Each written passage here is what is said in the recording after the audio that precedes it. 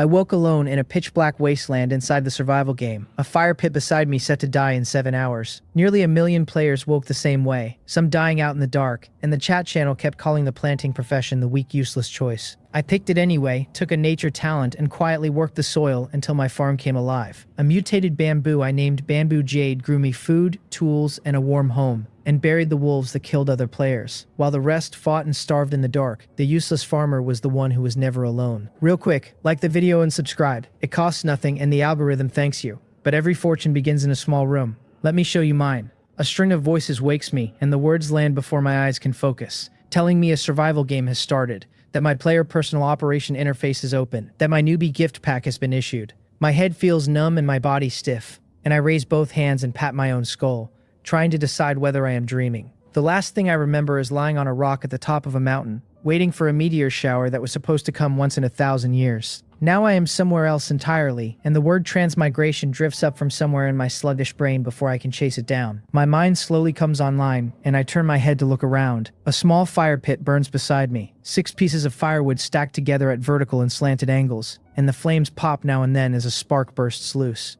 The little circle of light shows me that I am lying on gravel-strewn ground, and beyond that ring of firelight there is only darkness, perfect and total. I steady my breathing to calm myself and try to feel out my surroundings, but there is no wind, no sound, no moon, and no stars overhead. Only the fire and the silence pressing in on every side. In a place this quiet, the only thread I have to follow is the information that just poured into my head, so I call it the personal operation interface. A translucent panel appears in front of me, and after a few tries I find that it answers to thought alone, growing or shrinking and opening or folding away the moment I will it. I work through it quietly. There are 7 panels available to me right now. Personal info, map, home construction, inventory, chat channel, trade channel, and quests. And I decide to take them one at a time. I open the map first, and the only thing it shows me is a tiny fire pit icon with a little figure standing beside it. The entire rest of the field a blank, pure white. From my years of playing games, I recognize this as a map that has not been revealed yet, with no terrain or landforms drawn in, so there is nothing here to study until I explore. Next, I bring up the personal info panel, and most of it reads as either none or not activated. The system lists me as a player tagged Wasteland, Zone 77, 1551. Name Ye-chan. My talent is none, my combat power sits at 8, and my survival profession is not yet activated, with a note telling me to open the newbie gift pack for a profession selection card. My profession level waits on profession experience points I do not have. My skills line is empty, and my home is listed as a newbie fire pit that will go out in 7 hours. I have 0 survival points, and one of my 5 inventory slots holds the newbie gift pack. Not exactly a hero's loadout. I switch to the inventory and find the 5 empty slots just as described, with a small white cloth bag tucked into the first one. The moment I think about taking it out, the bag is in my hand, palm-sized and light, and a tug at the drawstring opens it. The system narrates the unpacking as it happens, and the bag dissolves once it is empty. I have received 1 bound survival profession selection card, 1 bound survival talent card, 5 units of drinking water, 1 cabbage steamed bun, and 10 guaranteed survival points. The points credit at once, the items file themselves into my slots, and a run of soft prompt tones tells me which drops were random and which were guaranteed. Holding the 2 cards, I almost used the talent card right away, but I stopped myself and decided to check the chat channel first, in case other players have already learned something worth knowing. The interface offers several categories. The Wasteland chat channel is locked behind a combat power of 10,000 and a profession level of 3, which I obviously do not have. The one open to me is the Wasteland Zone 77 channel, which lets me send 3 messages a day, each capped at 100 characters. A string of numbers hangs at the top of the Zone 77 chat box, reading 999,994. I stare at it for a while, because it is hard not to assume the count started at a clean round million, and if it did, then 6 people are already gone. Below that, I notice that every message shows the speaker's profile picture, including my own at the bottom. And the system tells me the avatar refreshes once a day by hand or once every 3 days on its own. My picture matches my face exactly, black hair grown long enough to fall across my eyes, and I run my fingers through it and slick it back a few times, using the avatar window as a mirror before closing it. The chat scrolls past in a flood, and almost at once I find the thread about the missing players. One message snaps that those few who died were out of their minds and deserved it, that everyone knew the dark might hold unknown dangers, that someone had been kind enough to warn them and they walked out anyway. Cruel as it sounds, I read it as a warning dressed up as a scolding, a way of telling the rest of us not to wander. Around that thread, the channel is full of people hunting for lost relatives and crying to go home. Picking through it, I finally find the practical messages I came for. The players are arguing professions and talents, the mood ranging from despair to bitter advice. One man wails that he awakened a useless fragrance overflowing talent he cannot even switch off and dreads being swarmed by bees and butterflies at dawn. Another regrets choosing the planting profession only to roll an ore detection talent he cannot use. The strongest voices push the same line, that hunting is the best choice, followed by gathering, that planting and breeding only exist to supply everyone else, that staying rooted in one place means losing everything you built if you ever have to run. I keep all of it in mind and move on. The trade interface is still locked in a not yet open state, which leaves only the last panel, quests. The mission interface holds 3 categories: daily profession missions, random profession missions, and random survival missions. All of them empty until I have a profession, and the daily profession mission line tells me it refreshes at midnight, with the current time logged as day 1, 12 minutes past midnight. I close everything and pick up the talent card, deciding to see what I draw before I commit to a profession. The card resolves, and the system informs me I have obtained the talent ability called Nature, Serenity. I read it twice to be sure I have it right, because I have no idea what kind of talent this is. The description says Nature, Serenity can lay a soothing effect, drawn from the power of nature onto a target or the surrounding flora and fauna. A support talent then. I try to use it, and find I have no idea how, and after a few attempts with no response, I give up pushing and draw the survival profession selection card instead. The card lays out 4 choices. Hunting earns profession experience by killing prey, with a chance at extra rewards on a kill. Gathering earns experience by collecting things in the wild, with bonus drops on completion. Planting earns experience through both sowing and harvesting, with a chance at extra rewards while the crops grow and when they come in. Breeding works the same way for animals. Planting and breeding yield the most experience overall, but both demand early investment and a stable run all the way to harvest before they pay out. I choose planting. I have never liked running all over the place, least of all searching the open ground for food while danger could fall on me at any second. And once I weigh planting against breeding, the decision makes itself. Plants are quiet. They will not shriek at me because they are hungry or thirsty. The system confirms my choice, unlocks the planting profession, opens my daily profession missions, and adds a survival profession shop to my interface. I check the refreshed missions. The system logs the moment as day 1, a little past midnight. Clear skies, wind level 1, 23 degrees Celsius, with dawn set for 8 in the morning and dusk for 6 at night. My 3 daily missions are laid out in detail. The first asks me to reclaim 10 square meters of land, the second to plant 10 seeds, the third to handle 3 planting events, each one paying 10 or more survival points, the same in planting profession experience points, and a daily mission reward gift pack. Generous, but only if I can actually meet the requirements, and reclaiming land takes tools I do not have. I dig through the newly opened profession shop and find exactly what I need. A planting profession novice special bundle holding a reclamation hoe, a planting hoe, a harvesting sickle, and 10 random seeds. All for 10 survival points. The 10 points from my gift pack are precisely enough. Not 1 point more or less, which feels less like luck and more like the game deciding for me. I buy the bundle, open it, store the extras, take the reclamation hoe in hand, and start working the ground. The tilling comes easily enough once I find the rhythm. The sky overhead is still moonless and starless, but there is no lying down to rest in a place like this, so I decide to push through and finish the daily mission as early as I can. The chat channel keeps wailing about going home and finding parents, and the truth is that being cut off from those particular blood relatives feels less like a loss to me than a kind of relief, but I keep that to myself and keep my hands moving. The system announces that I have reclaimed 1 square meter, and I learn that a plot does not need to be a perfect square to count, that any patch tilled and prepped for planting counts toward the total. The soil here is good, fertile under the scatter of gravel on top, and I crouch and grab a handful and watch the loose earth fall through my fingers. I was hauled out to the fields as far back as I can remember, working the land the moment I could walk, until I left home alone at 16 for the big city and finally let my life get a little easier. Looking at the reclaimed field now, listed in my stats as mine, I feel something I never expected. Not resentment, but a small, settled satisfaction. It turns out it was never farming I hated. What I hated was the helplessness of pouring all that work into ground that would never belong to me. This feels like the day I got my first paycheck after running away to work. The day the money finally landed in my own hands and it was mine to decide what to do with. A joy I still have not forgotten. I stand back up, laughing a little, and keep going, because this time the label says plainly that it is mine. 10 square meters is not actually much, roughly 5 meters by 2, and I work in a slow circle around the fire pit,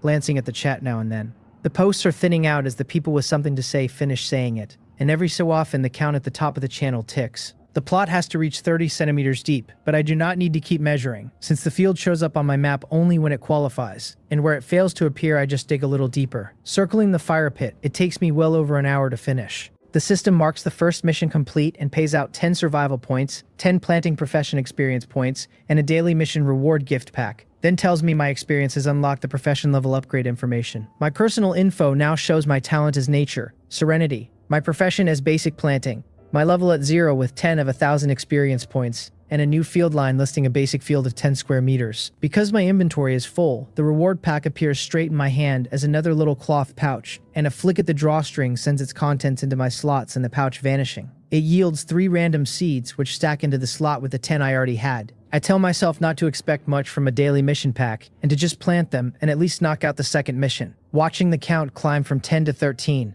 I check the seeds, and the system gives me almost nothing, only that they are basic type seeds. Basic again, like everything else, basic planting and basic field and basic seeds, which at least implies that somewhere down the line there will be things that are not basic. The seed in my hand is about the size of a fingertip and perfectly round, so I take up the planting hoe, scoop a shallow hole in the soft earth and bury it. The moment I crouch to cover the seed, the experience point lands and the seed's information appears, telling me it is a dandelion, a medicinal category plant in the seedling stage, harvestable in 3 days and 12 hours. I have no idea what dandelions are good for in this world, but a medicinal herb is welcome all the same. Half a meter on, I dig and bury the next, and it comes up carrot, a vegetable, harvestable in 2 days. The ones after that are vegetables too, celery and cabbage and bok choy. The bok choy needing only a single day, while most want 2. After the first 10 go in, the 11th turns out to be a hemostatic grass, and the rest are more vegetables. I look at the 3 seeds left in my hand and plant them too, because seeds are meant to be planted, and the system tallies my little garden 3 medicinal herbs and dandelion, hemostatic grass, and plantain,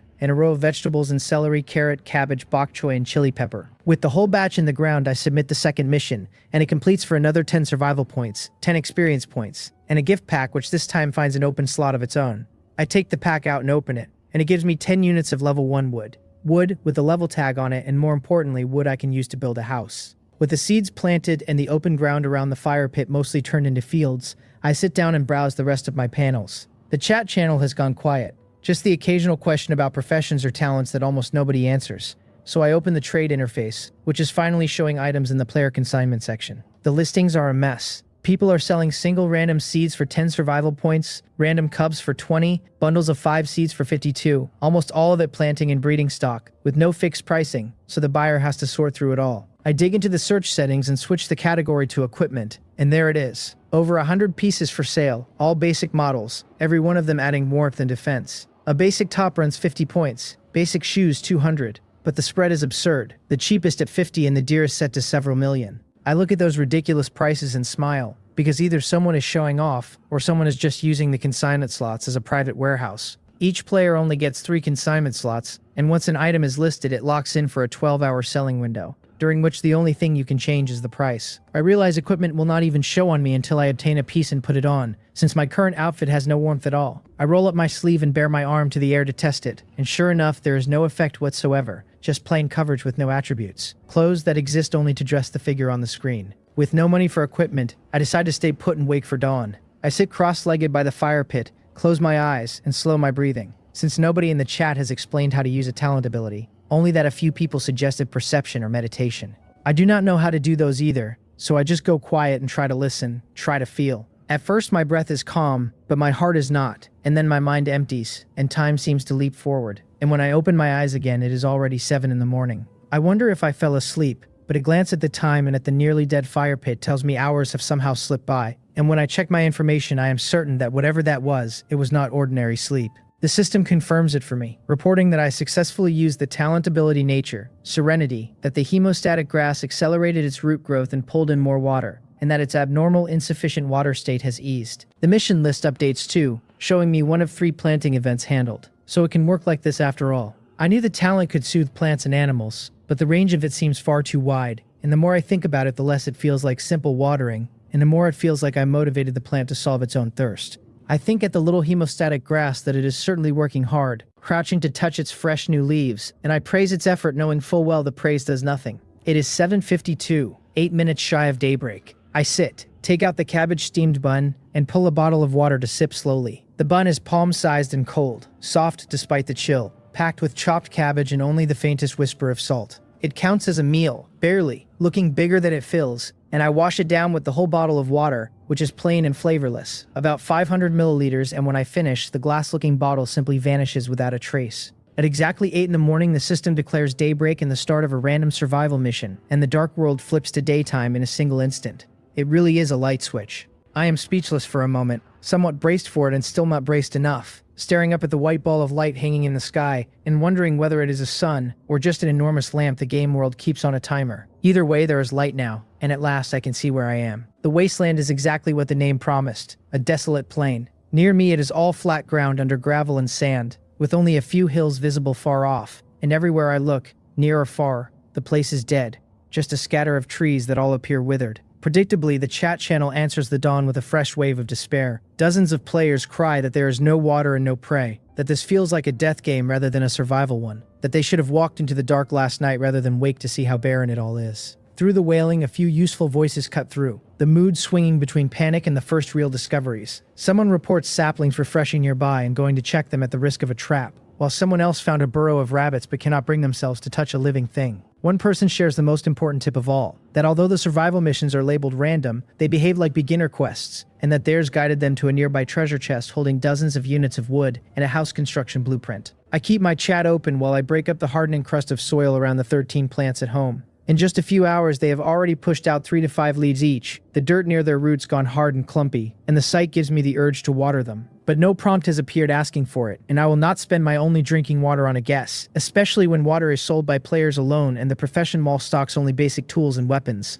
It is fine, I tell myself, nothing serious yet, and I tidy the soil around all 13 before turning to my mission. The system gives me a random survival mission to search my surroundings carefully and find a hidden supply crate with a basic house construction blueprint as the reward, which reads like a free gift. I shoulder my reclamation hoe and walk toward the nearest withered tree, only to discover when I arrive that the one that looked closest was about 300 meters off. Once I close within 10 meters, an information tag pops up over it, marking the dead tree as harvestable. I measure the trunk against my hand and find it about 20 centimeters thick, far too much to take down with bare hands even dead. And my only blade is the thin harvesting sickle, which is not built for this. So I give up on the tree for now and start running, checking the others as I go. And after more than a dozen of them, I finally spot a supply crate tucked into the fork of a dead tree, hidden under a snarl of branches. The trunk of this one runs straight and bare, its first branch is starting 4 or 5 meters up. So I rub my hands, give the bark a few experimental pats, loosen my arms and legs, and call up what little I remember of climbing trees as a child. I jump, hug the trunk, and start working my way up. Almost at once, the friction of the bark against my skin burns, because these clothes really are only for show, and looking down at my bare arms and legs, I might as well be climbing naked. I move carefully, and my arm strength turns out decent enough to share the load with my legs, so I reach the branches before I tear myself up. I hook one arm around a branch and reach for the crate with the other, trying to yank it straight down, and it will not budge, because the supply crate is fixed in place. So instead I toss my hoe and sickle out of my inventory onto the ground a short way off, then open the lid where it sits. The crate gives me 20 units of level 1 wood, 2 multigrain steamed buns, and 1 random level 1 mutated seed, all of it filing into my inventory before I climb back down to collect my tools. The wood is for the house, and the buns are for my stomach, but it is the seed that makes me grin. A thumb-sized bead the system says is level 1, mutated and plantable at any field. Level 1 and mutated, and whatever it grows into, I am already happy. I tuck it away to handle later, and submit the quest first, wanting to see what the house actually costs. The reward blueprint barely touches my hand before it dissolves into mist, and the construction information opens in front of me. A basic house wants 50 units of level 1 wood, gives me a 2x2 footprint at 2 meters tall, and offers a single benefit, the security of resting where prying eyes in the dark cannot find me. It is a tiny square wooden hut, but it is enclosed, which is more than I have. I am still 20 units of wood short, so there is no rush, and I decide to plant my seed first. I think at the bead in my hand that little dot had better grow well, naming it on the spot. I leave the withered trees alone for now, and carry my tools back near the dead fire pit, pick a random spot, reclaim until a single square meter, and plant the level 1 mutated seed. The system credits 10 experience points for planting it, then immediately throws a special event, telling me germination is blocked by insufficient moisture. Seeds need water to sprout, and all I have is bottled drinking water, so I open a bottle, telling little Dot I know it is thirsty, and to take this for now since I do not have much in store. While I pour, I use the spill to rinse the scrapes the bark left on my hands and arms. As the water soaks in, the insufficient moisture tag fades, and a small mound of earth bulges up. In the instant a bright green tip pushes through, the tag flips to a level 1 mutated bamboo in its growth stage. Mutation direction unknown. Growth time unknown. From a tiny round seed has come a plump bamboo shoot as thick as a man's thigh, and even knowing this world runs on game data, I keep staring at the fat thing poking out of the ground. No wonder it was thirsty, I think. Patting it gently, that little bit of water was barely doing it a favor, and a place with no real water source is going to make every drink hard to come by for it. I tell it not to rush growing up, to take it slow, and promise that once our home has water, I will give it more to drink. Then I sit cross-legged, lay my hand against the bamboo shoot's skin, close my eyes, and try once more to reach the talent I barely understand. This time, unlike the strange lost hours of last night, the moment I calm down, I feel a faint connection forming, something I cannot quite name as spiritual power or mental fluctuation, and through it, I sense the plant's roots slowly stretching outward beneath the soil.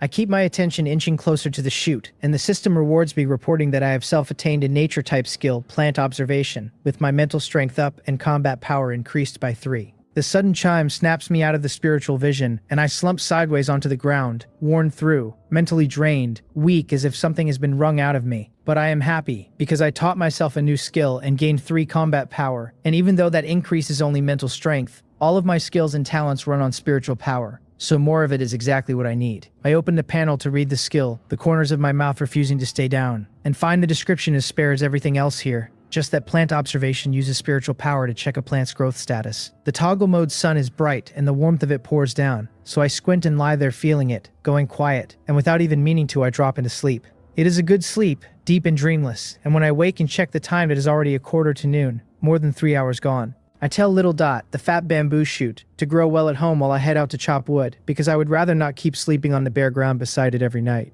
The player chat is still lively, most people likely out of their 3 messages, but enough players around that new post keep surfacing. The talk has turned to houses, the gathering crowd bragging about chopping trees and stockpiling peaches and wheat ears and walnuts. The breeding and hunting players complain that wood is impossible to get, that purchase mall tools cannot be resold, and that the cheapest gathering axe on the market runs 100 survival points nobody can afford. One hunting player describes notching a tree with a knife and hammering stones into the gap to break it the slow way. I read it while digging at the roots of a withered tree, because if you cannot afford an axe, you find another way, and my way is the reclamation hoe. Every planting player gets one. It is built for turning soil, and the ground around these dead trees is all soil, so it works. The roots run dried and brittle, and a strike from the hoe snaps any root thinner than a wrist in one go, as long as it is still buried. Out of curiosity, I lay an excavated root on the ground and hit it, and out of the soil it behaves completely differently, harder to break and chewing through several times the durability, which tells me the hoe quietly carries a bonus. Not bad, I think, not too hard at all. After 20-some minutes, the root system of one withered tree is fully hollowed out, and I push it over with both hands until it tips and falls on its own, the trunk and branches slamming down. The wreckage scatters across the ground along with several units of level 1 wood drifting inside little air bubbles. 8 units from this one tree. Added to the 20 from the crate and the 10 from the daily mission, I am still 12 short of the 50 I need. Beyond the wood, I can also gather firewood, 43 pieces of it, good only for burning, with no burn time listed yet. I pick up the firewood and move to the next tree, and over the next hour I bring down 2 more, pulling 8 and 7 units of level 1 wood from them. That gives me enough at last, so I pack the firewood into my slots and head back toward the fire pit with the hoe on my shoulder. Home again, I check on the bamboo shoot first, telling it I will build the house and come back once it is done, giving it a light pat and muttering at it the way you talk to yourself when there is no one else to talk to. The fire pit spot would have been the obvious place, but I turned all that ground into fields in the early hours and will not ruin them now, so I pick a spot about a meter from the fat bamboo shoot. I start the construction, controlling a virtual house frame down onto the ground, adjusting its orientation and confirming. The system hands me the basic house, a 2x2 footprint at 2 meters, able to block outside views and shrub off level 1 wind and rain. It is a thin little wooden shack with a flat roof, half the front a door that opens and shuts, the upper half of the other side a wooden window that lifts and lowers. I step inside and have to move carefully, half afraid that lifting my heels will knock my head on the ceiling, because the height is genuinely uncomfortable for me. But it is a house, and it already feels far safer than the open ground. Flipping through a few pages, I find a new entry on the random survival task panel, asking me to collect 100 units of level 1 wood for a basic crafting table. The reward instantly motivates me, since with a house, I will want a bed, maybe a cabinet, and a crafting table is clearly how that gets made. My reclamation hoe is down to 32% durability, so I carry it out, grumbling inwardly at how fragile every tool in this game is. After 2 more trees, the hoe breaks entirely, and I open the profession mall and spend 10 survival points on a fresh one, grateful that the daily missions hand out enough points to keep me supplied, because otherwise gathering 100 units of wood would be impossible. I am not physically tired yet since the hoe's land clearing bonus is real, but the durability burn on these tools is brutal. Dig, dig, dig under the dead trees. After more than a dozen of them, and after my last 10 survival points go to yet another reclamation hoe, I finally have the 100 units of level 1 wood the quest wants. By now, I am 1,784 meters from my little 4 square meter log cabin, the map showing my position, my home, and the straight line distance between them. Too desolate, I think, And lucky the quest only needed 100, because any more and I cannot imagine how far I would have had to run. The map is still mostly white, but a few thin lines of revealed terrain now trace the desolation. Narrow winding routes running all the way from where I stand back home, dotted at intervals because I had to circle and dig around every single tree. It is past 5 in the afternoon, getting dark, so I stop digging and head home with the hoe, this one at 29%, on my shoulder. The walk does not take long, and once back I check the fat bamboo shoot and then the 13 ordinary plants, and seeing no special events, I just turn in the quest. The reward, a basic crafting bench, lands in my inventory, a 1 cubic meter metal box that does not open, with a virtual operation screen on top where I set items to craft one at a time. I want a bed first, and a basic wooden plank bed costs 20 units of wood, which feels rich for a house this size,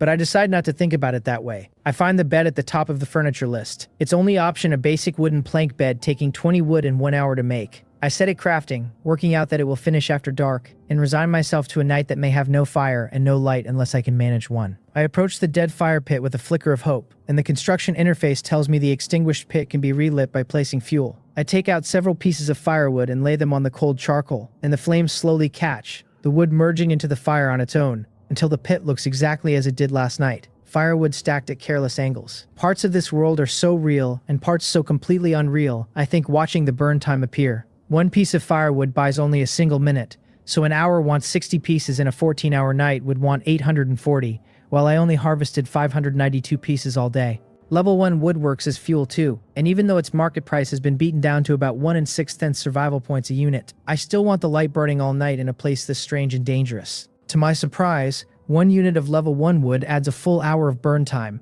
not the dozens I feared, so I feed in 5 units total, which carries the fire past 8 tomorrow morning, more than enough. I walk over to the fat bamboo shoot in good spirits and sit down with my last steamed bun, eating and drinking and chatting with little bamboo, telling it that after a whole day its roots have only grown a little, asking if it is tired. I started with 2 buns but ate 1 while working in the afternoon, and finished 2 bottles of water through the day, so all I have left for dinner is 1 bun and 1 bottle. I tell it that our family is poor right now, so it should be good, and tomorrow when I harvest the bok choy I will eat half and give it half. The bun is dry without anything to go with it, but I am already daydreaming about that bok choy, planning to eat the leaves and heart myself and chop the stalks and roots into the soil, to give little bamboo some moisture. Scrolling the chat as I eat, I watch the level 1 wood price keep sliding, everyone selling and nobody buying, one player griping that even after dropping his listing from 3 points to 1, still nothing moved. At 6 the sky goes dark in an instant, and watching the fire give light and warmth, it clicks for me. Any player earning survival points, whatever their class, will eventually scrape together the wood to build a house, and once they have one they stop wanting more, so the market drowns in listings with almost no buyers. Our home feels a little extravagant by comparison, but I would rather not risk the dark, especially with little bamboo still outside, so I pat the fat shoot and hope our home stays safe. Both its spot and my front door sit just inside the ring of firelight, but its roots are spreading too fast, already several meters out, and I can only hope they are safe underground and that nothing unknown comes along to eat them. I finish eating, the water bottle vanishing from my hand, then sit cross-legged and lay my palm on the chute to feel my way along the roots. Once my body and mind are calm, I see the root system clearly. A large cluster has grown beneath my house, but instead of climbing toward the surface, it keeps pushing outward. The longest and thickest root already stretched more than a dozen meters, far past anything I expected. The main body, the fat shoot itself, has not grown, yet small bamboo shoots are already poking up from the roots a short distance from the house, and beyond, spreading sideways, many root nodes are sprouting still more roots that drive straight down, hunting for water. I have no idea whether any water source will ever spawn, and relying on crate drinking water alone is nowhere near enough. The system announces the crafting is complete. My spiritual power is badly drained and I have been lying on the ground a while, but the wooden plank bed is finally done, so I get up and return to the house, the open door letting in a faint glow. An air bubble floats above the crafting table holding a very narrow bed, and when I touch it and store it, the information opens up. It is a basic wooden board bed, 1.8 meters long,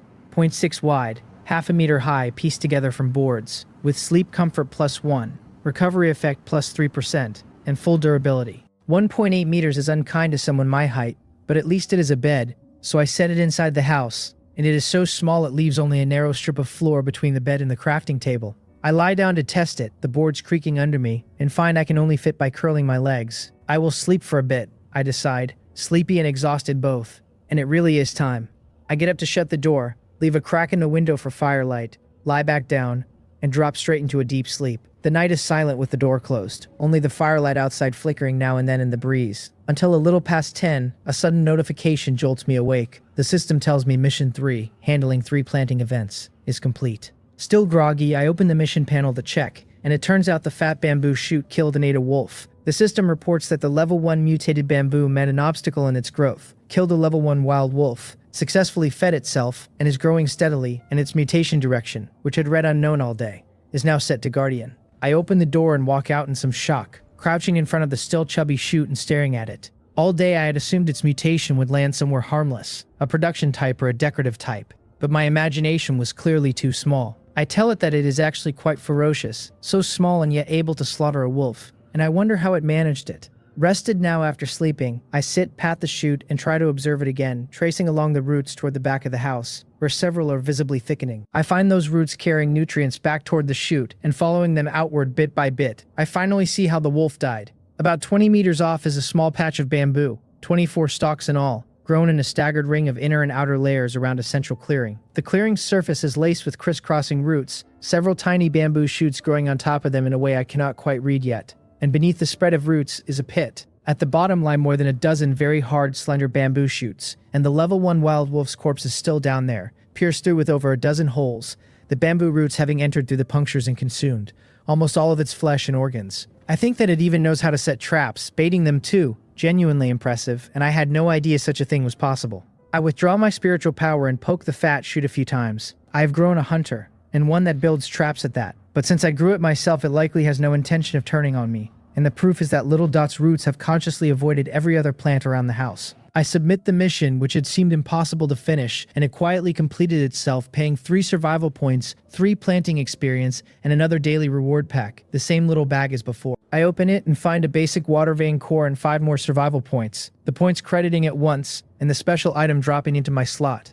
Water vein, I think, my heartbeat picking up, and the description confirms it can form a basic water resource once placed. A basic water resource means drinkable water at the very least, and whether or not I can drink it, every crop I planted needs water, so this should give them all something to drink. My spirit is exhausted, but I am too excited to wait, so I take up the reclamation hoe and dig beside the fat bamboo shoot. Scooping and piling soil by hand, I open a pit on one side and bank the earth on the other until I have gone about half a meter deep and half a meter wide. Only then do I calm down, the spiritual fatigue rolling back over me worse than before. I tell the shoot that there is water here now, right next to it, so it will be easy to drink. I set the basic water vein core into the pit, and the bottom goes damp at once, then gurgling streams of water begin welling up. I sit on the far side of the chute, watching the pit fill, looking at the still unresponsive bamboo, and wondering how to make it understand the water is its to use first. With my spiritual power so low, I rest more than half an hour before I can observe again, and this time I do not reach far, keeping my focus right under the chute's roots and locking onto the one nearest the water. I want it to grow that root, but all I can do is think it at the plant, since I cannot actually force any change. Just as I am about to give up and dig a trench from the water instead, the unresponsive root begins to grow.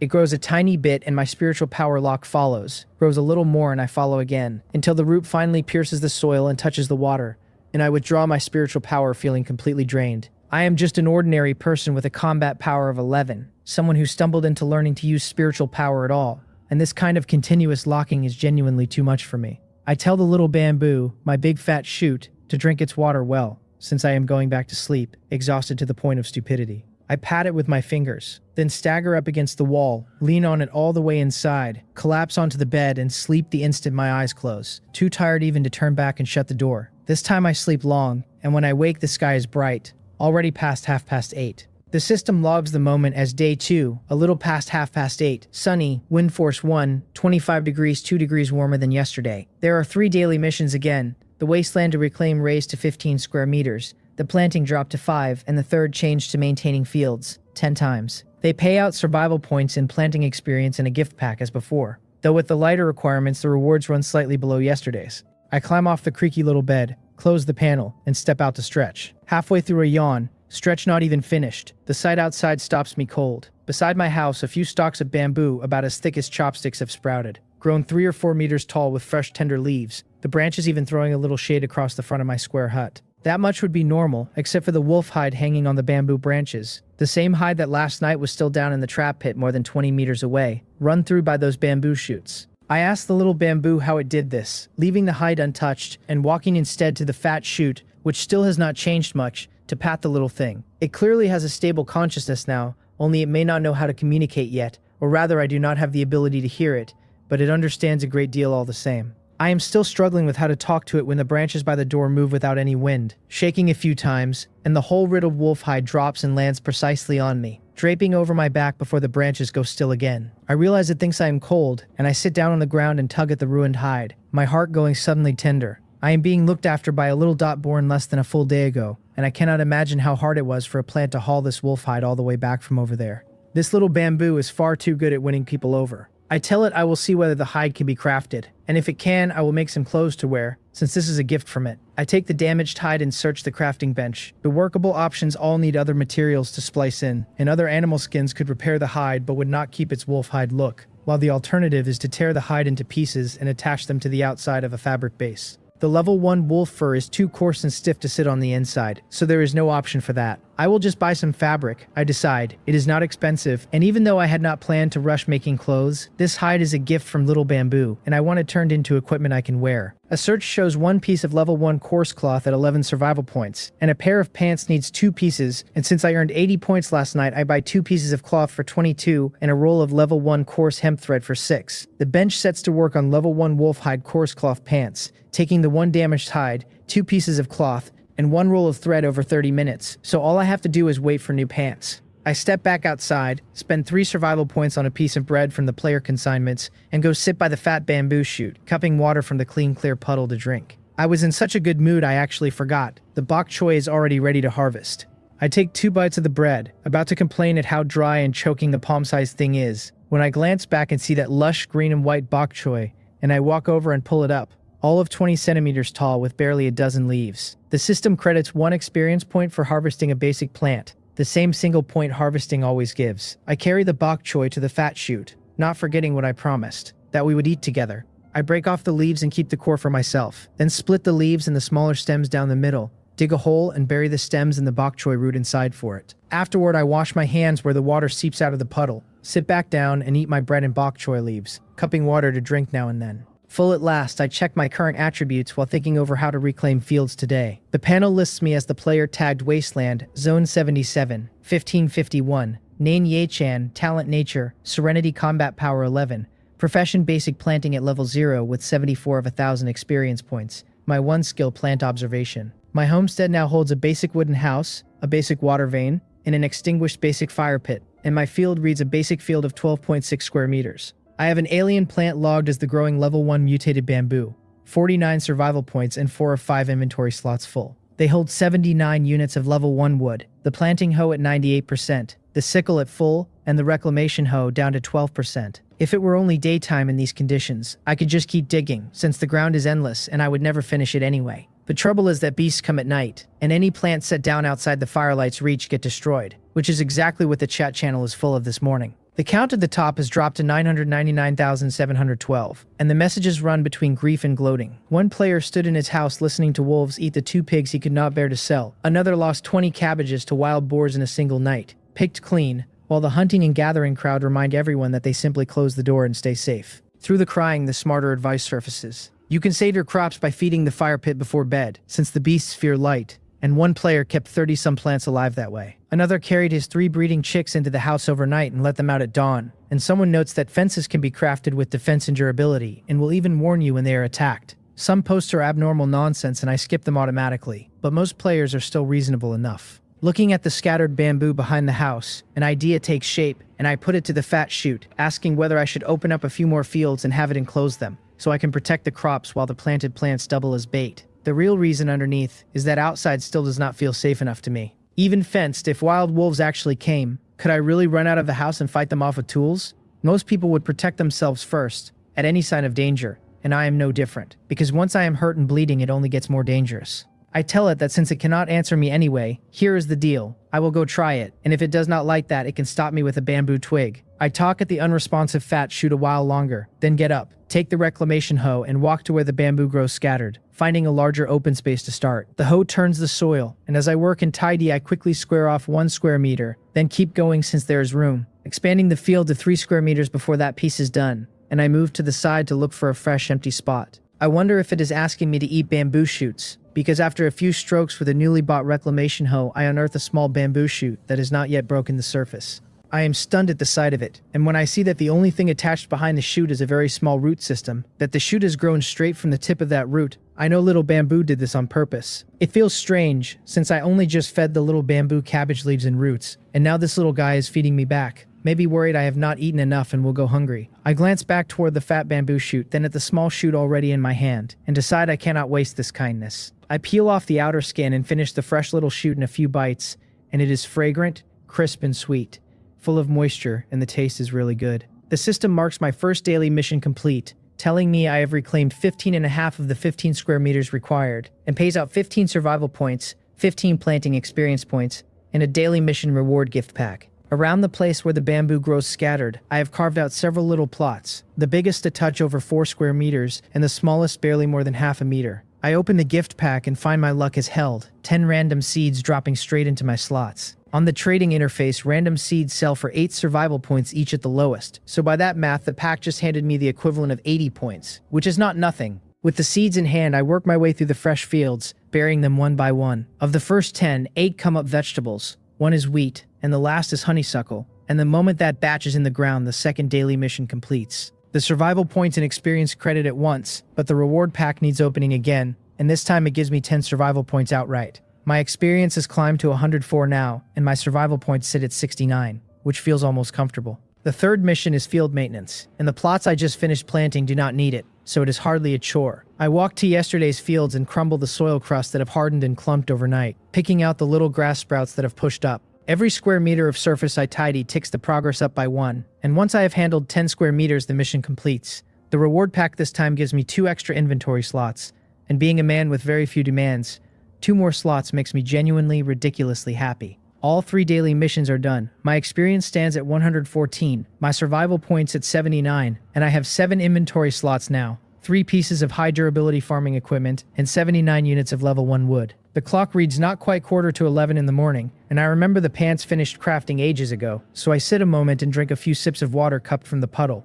Once I have had my fill, I reach over and pat the fat bamboo shoot in greeting, then head back into the house to fetch them. I pick up the finished pants and pull them on. The system tells me they are level 1 wolf hide coarse cloth pants, warmth plus 11, leg defense plus 15, stamina recovery speed plus 2%. Durability full. My old cosmetic pants vanish the instant I take them off, and the new ones adjust themselves to my body, the length and the fit settling perfectly into place. The coarse cloth is rough and far from delicate, but at last it has a real solid presence, and when I test the wooden bed, they make it far kinder than the bare planks digging into my skin. With the pants sorted, my mind turns to shoes and a top. I pull up the materials for shoes, then jump to the trading interface and compare what the raw materials cost against the finished product, and I am genuinely surprised. Equipment this badly statted is actually cheaper to buy outright than to craft from semi-finished pieces. So after a few rounds of arithmetic, I settle on the ratio of attributes to price and just buy the cheapest, lowest stat basic coarse cloth shoes I can find. They cost 37 survival points, where the materials to craft them would have run me 56. The system lists them as basic shoes, warmth plus 4, foot defense plus 3, durability full.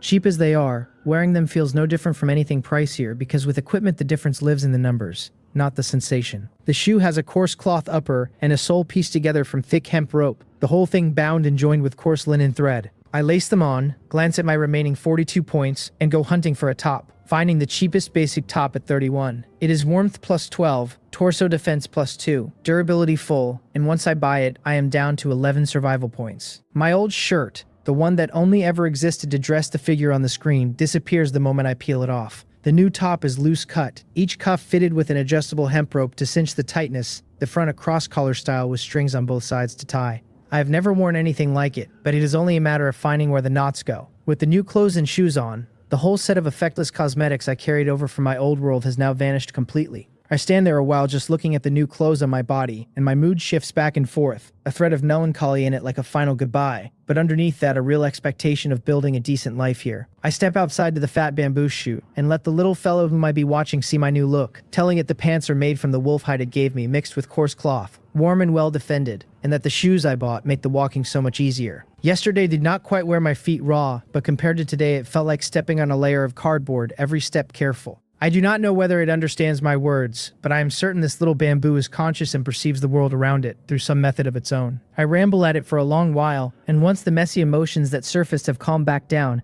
I take 2 more sips of water and set off. The new shoes make running even easier, and I soon reach a fresh withered tree, its position different from yesterday's, since they seem to refresh at random somewhere each day. Whether the refresh happens at midnight or at 8 in the morning I cannot say, and honestly it makes no difference to me, because I have no intention of adventuring in the dark. I dig at the ground with a reclamation hoe until I have undermined the roots, then shove the tree over so the fallen wreckage turns into level 1 wood and firewood. A full day of practice yesterday has made me proficient, and I am stingier now with the hoe's durability. Digging up one of these trees, which barely vary in size, cost me hardly more than 10 points of durability, and each tree drops 6 to 9 units of level 1 wood. The price of level 1 wood has slid to 8/10 of a survival point and basically stabilized, with steady buying and selling on the board, counting on a minimum of 6 units a tree, that is 4 4/5 survival points per tree, and a fresh hoe costs 10 points for 100 durability, so 10 durability is worth 1 point. As long as a person is willing to work, they can spend stamina and earn money, and that math only improves with bigger drops, maybe even the odd surprise. I dig from 10:30 in the morning straight through past 2 in the afternoon. By now I am so used to picking up nothing but wood and firewood that the little finger-sized sapling I suddenly turn up stops me cold. I lift it out of my slot and look it over, and the system calls it a level 1 willow sapling, a productive plant, water-loving.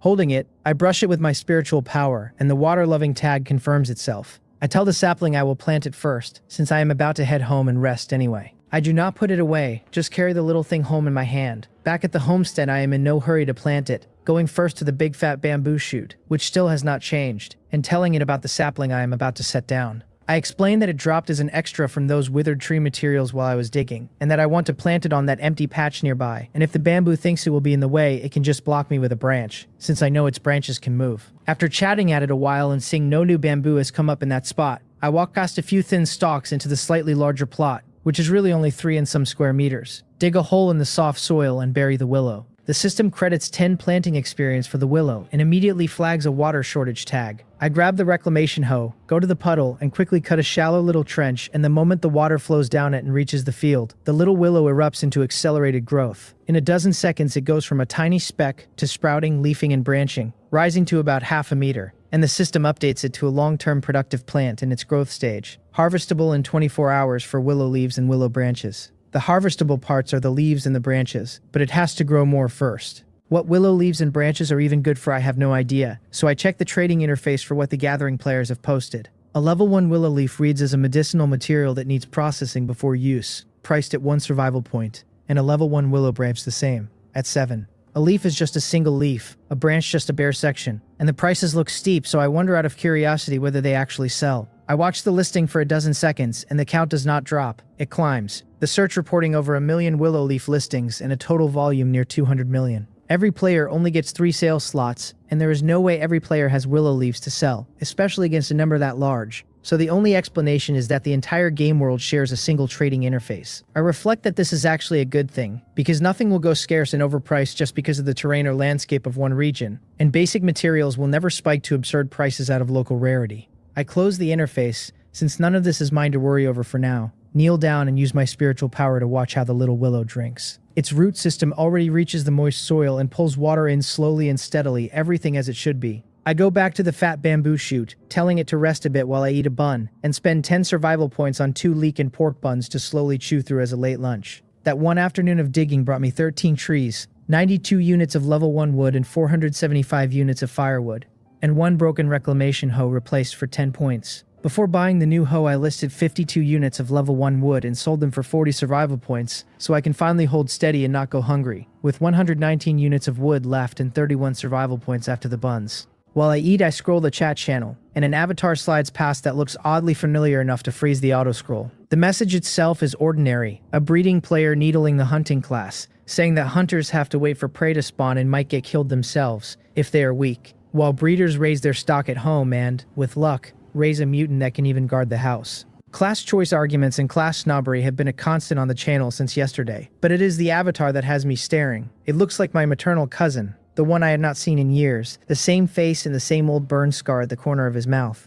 That scar was from when we were small, because I happened to be right there when it happened. When the adults asked how he got burned, the story became that I did it. I denied it, and not one of them listened, every one of them cursing me as a heartless, wicked child, and I was nearly beaten to death on the spot. For years afterward, whenever those adults were in a foul mood and wanted to dig up old grudges, the first thing out of their mouths was how I, a born bad child, had tried to scald my cousin to death at the age of 3. It was not until my teens that I understood they had always known a 3-year-old could not lift a soup bowl that large, that the truth had simply never mattered to them, that they only needed a target for their anger. The world has changed and I can still run into them, which sours my mood thoroughly. I am here and people from my old world are here too, which is normal enough, since a few of those searching for relatives yesterday actually found their family. Still, knowing a thing and seeing it in front of me are two different things, and once I have confirmed I almost certainly have the right man, the buns stop tasting as good. I tell the little bamboo I am full and going back to chopping trees, and that when I return to rest tonight I will tell it more about my childhood, because I had it rough back then. I finish the bun, take a few gulps of water, say goodbye, and set out, telling myself to work hard because only once I am strong enough will the bullying stop, and I can even let myself look forward to a little eye for an eye. Digging trees, picking up materials, digging more trees.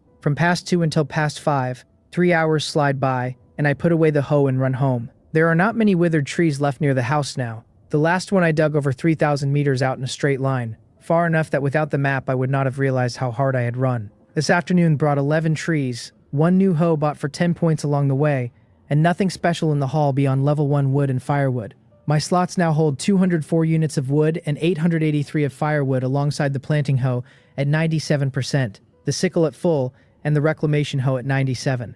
It is 22 minutes shy of dark when I get back. I tell the little bamboo I am home and that the vegetables and herbs are thirsty, so I will water them, and that I really should make a wooden bucket since I keep forgetting one. I sway in front of the fat chute to say hello, then duck into the house and set a basic wooden bucket crafting, which wants 2 units of wood in 5 minutes. While it works, I rub my faintly uncomfortable stomach, dig a hole in an empty spot behind the house, wrap a few firewood sticks around it, and just like that I have a very simple toilet ready for use. The bucket is done by the time I come back. I fetch water from the puddle and give each thirsty plant its drink, and once watered, the vegetables and herbs resume their normal growth right as the world flips to night mode. It is dark and there is no light at all, and I remember the other thing I forgot, so I feel my way to the dead fire pit and toss in some firewood until the flames climb back up and light the little circle around me. I tell myself I do not need to burn level 1 wood tonight, that the firewood alone is enough, and I feed in 840 units, which carries the fire to dawn and leaves 43 units in my slots. I could afford a fence, I think, but there is not much point for our home, so I leave it and save the wood, since who knows when I will need it. After tending the fire, I loosen the clumped soil on the patches that need it, wash my hands at the edge of the puddle, and sit down to chat one-sidedly with the big fat bamboo shoot while I search the trading interface for dinner. Beef noodles catch my eye at 8 survival points a portion, and the beef in the listing is an absurdly huge serving, so I buy it without a second thought, and the bowl appears in my slot. When I take it out, it is a wooden bowl about 25 centimeters across and over 10 deep, packed with noodles and topped with thin sliced beef piled into a peak. The slices coated in sauce, probably no less than half a kilogram of meat. I asked the little bamboo for 2 small branches to use as chopsticks, telling it I will eat the noodles myself since it cannot taste anything yet, and that I will buy it 2 pieces of beef for dinner. I set the bowl carefully on the ground, poke the fat shoot for its branches, and search up half a kilogram of beef at 2 survival points, buying 2 pieces. I dig a hole on the far side of the chute, bury the raw beef, and cover it over. Then wash my hands at the puddle and come back to pick up the bowl. I lean in for a sip of the soup first, which tastes a little bland on its own, but the moment I bite a slice of the salty sauce beef, the seasoning lands exactly right. 2 bamboo branches bend down from the side, leaves brushing across my hair, and even though it cannot speak, the way it keeps pressing them down until they hang right in front of my eyes makes its meaning perfectly clear. It is telling me I asked for these branches myself, so look at them and break them off. I tell it I just did not see them, and not to be mad, that I am only greedy and forgot everything else the second I smelled the aroma, that I will take these 2 and thank it, calling it Little Dot as I do. I sense the little bamboo might be looking down on me, so I reach up and snap the tips off the 2 branches, which happen to make a pair of chopsticks the same thickness and length. Holding the bowl in one hand and the bamboo chopsticks in the other, I thank it as I eat, and after a few bites I find myself chewing the chopstick itself. Like that earlier little bamboo shoot, these can be eaten straight, so I marvel at how good the noodles are and how skilled whoever made them must be, eating the bowl clean down to the last drop of soup before I crunch the chopsticks down piece by piece. They are still crisp, sweet, and juicy. A perfect post-meal fruit. The wooden bowl, being player-made, will not vanish, but its durability is limited, dropped to 63% after holding this one portion of noodles. Full now, I want to sleep, but I decide I should rinse off first, so I check whether my clothes need washing.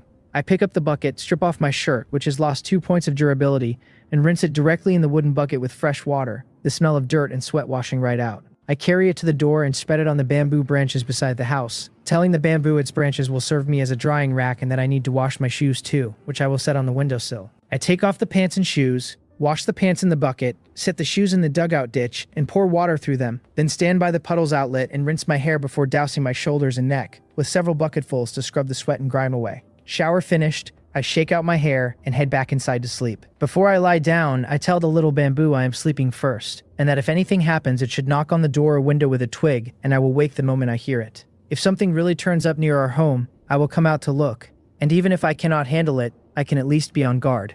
A swish of swaying bamboo twigs answers me, and reassured, I go back into the room in high spirits, shut the door, and leave the window wide open. The plank bed is still uncomfortable, but a full day of digging has wrung me out so completely that I drop straight to sleep the instant I lie down, and I sleep until I wake on my own. When you are truly tired, it turns out, you just fall straight under. I sit up on the edge of the bed and open the mission panel for the time, which reads, Day 3, a little past 3 in the morning, light rain, wind force 3, 21 degrees. Today's 3 dailies have stepped up, the reclamation raised to 20 square meters, the planting to 50 and field maintenance at 10, each paying survival points planting experience, and a gift pack as always. It is raining and the wind has picked up, and the difficulty seems to have climbed with it, so I open the door and step out to see for myself. The rain is really just the faintest drizzle, the odd tiny droplet landing in my palm, hardly even a proper mist, with the wind only gusting now and then to set the twigs and leaves swaying. I pull my clothes off the bamboo twig by the door, and find the inside dry but the outside a little damp,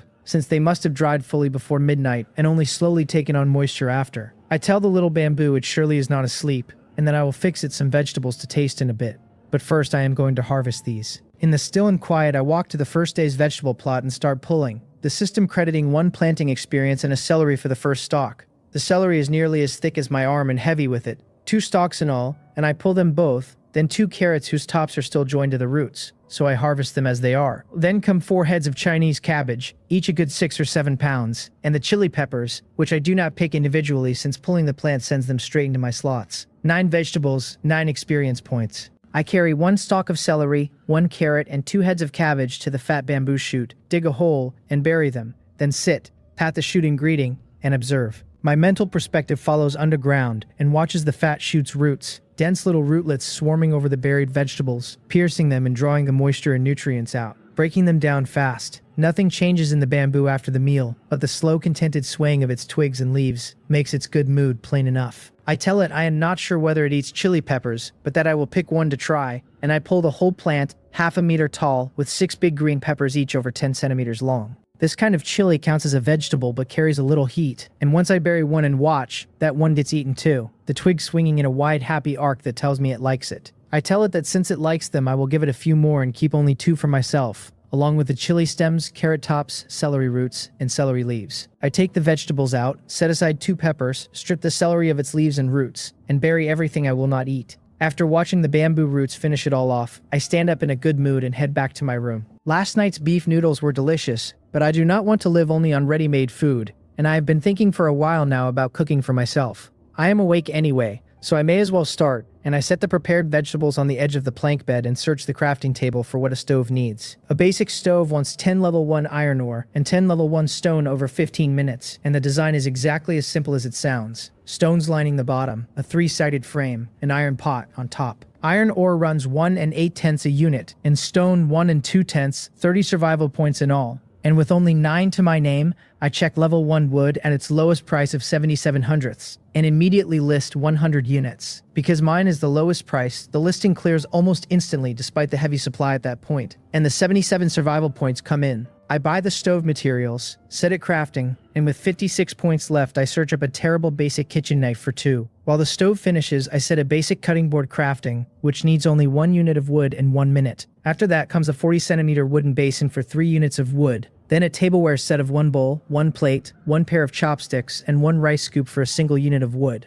The materials for all of it are truly minimal. After that, I spend 3 more survival points on a portion of pork belly with a thin layer of skin. Then remember the one thing I cannot skip, salt, since I can do without green onions, ginger, and garlic for now, but not without salt. I find basic salt at 5 points for a wooden bowlful, which divides into many uses and so is hardly expensive, and once I have it, I am ready to cook. I come to the doorway, look around, and settle on the spot beside the fire pit, since the reclaimed ground there, once leveled and packed, is actually clean and tidy and carries no restrictions on placing things. I take out the basic stove and set it down, a meter tall on a single square meter of ground, and so simple it has no chimney. So when I carry firewood from the fire pit to light it, the ash inside scatters about on the wind. I cough through it, telling myself I cannot be picky, and this is already plenty good, because I've always been good at managing my own mind, and even choking on smoke a few times does not dent my anticipation for cooking. I set water boiling in the pot and go back inside to cut the meat and vegetables.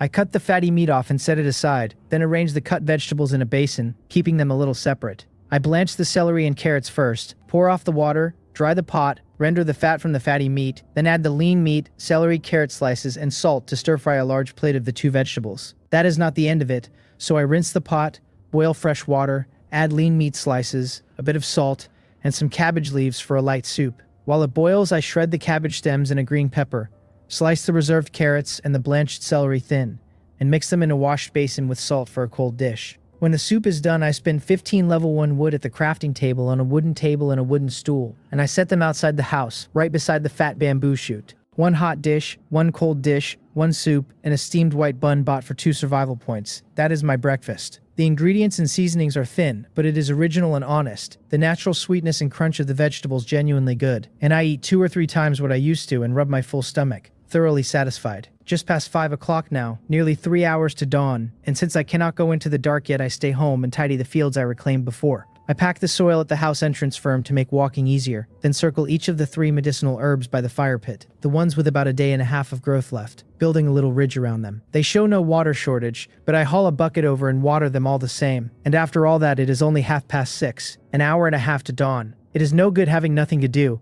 I tell the little bamboo, asking it to keep me company while I practice my talent and skills, since I still do not understand them well. I move the table and chair near the fire pit and sit on the ground to play the skill training game with the little bamboo, which does not respond much until I observe its root system, at which point the nearest twig tilts down and the leaves tap my shoulder in answer. Heartened, I keep guiding its roots, growing whichever segment my spiritual power locks onto, following each one to check on it, resting when I tire and resuming after a dozen minutes. By the time the sky brightens in an instant, a sparse patch of bamboo has come up on the far side of the wooden house, the stalks only as thick as chopsticks, with little bamboo shoots just breaking the soil among them. The system labels these as level 1 bamboo shoot, gathering, and level 1 bamboo gathering, which is different from the bamboo grown before, while the older, denser bamboo carries no label at all. I wonder aloud whether these are all for me, going to check but performing no gathering, then coming back to keep talking at the little bamboo, asking why it has suddenly started giving me gathering-capable bamboo on top of the shoots. There is no answer this time, the nearby twig still, so I tell it fine. I will chop some bamboo and dig the shoots, and at noon buy some meat and flour for bamboo shoot and meat buns. After waiting a while with no response, I reach out by habit to pat the fat shoot, meaning to go dig. The instant I pat it, the fat bamboo shoot that has not grown all this time suddenly splits open. The outer layer cracks and tears, the shoot rocketing upward with a heavy continuous tearing sound, until it has become a great bamboo, 30 centimeters across, climbing straight past 20 meters before it stops and begins throwing out twigs and leaves near the top. I tell it that it really does grow fast, that I checked the time and it shot up that high in 30 seconds, looking up at the swaying leaves overhead and feeling my mental preparation was nowhere near enough. I knew bamboo grew fast, but this speed is just outrageous, and I tell it that now that it is so big I cannot keep calling it little bamboo, and I need to give it a name. I sit back down, lean against the bamboo, and pull up the alien plant entry in my profile to think it over. The panel now reads like my own, a level 1 mutated bamboo type, intelligent and guardian. Combat power 15, skills devour, bamboo cultivation and bamboo twig propagation, and an intimacy of 100% tag blood bonded rooting and spiritual awakening. The other fields are easy enough, but those 2 intimacy tags leave me a little conflicted. Blood bonded rooting. When did I ever drip blood? And the spiritual part I understand, since I am forever locking my spiritual power onto its roots to watch them grow. Then it comes to me, that bit of blood from the skin I scraped climbing the tree, washed off into the watering, that must be what counts. And however coincidentally it happened, it is done now, and the only thing left is the name. I tap the bamboo with my hand and tell it I have decided to call it Bamboo Jade, explaining to this fellow who can no longer be called small why I chose it.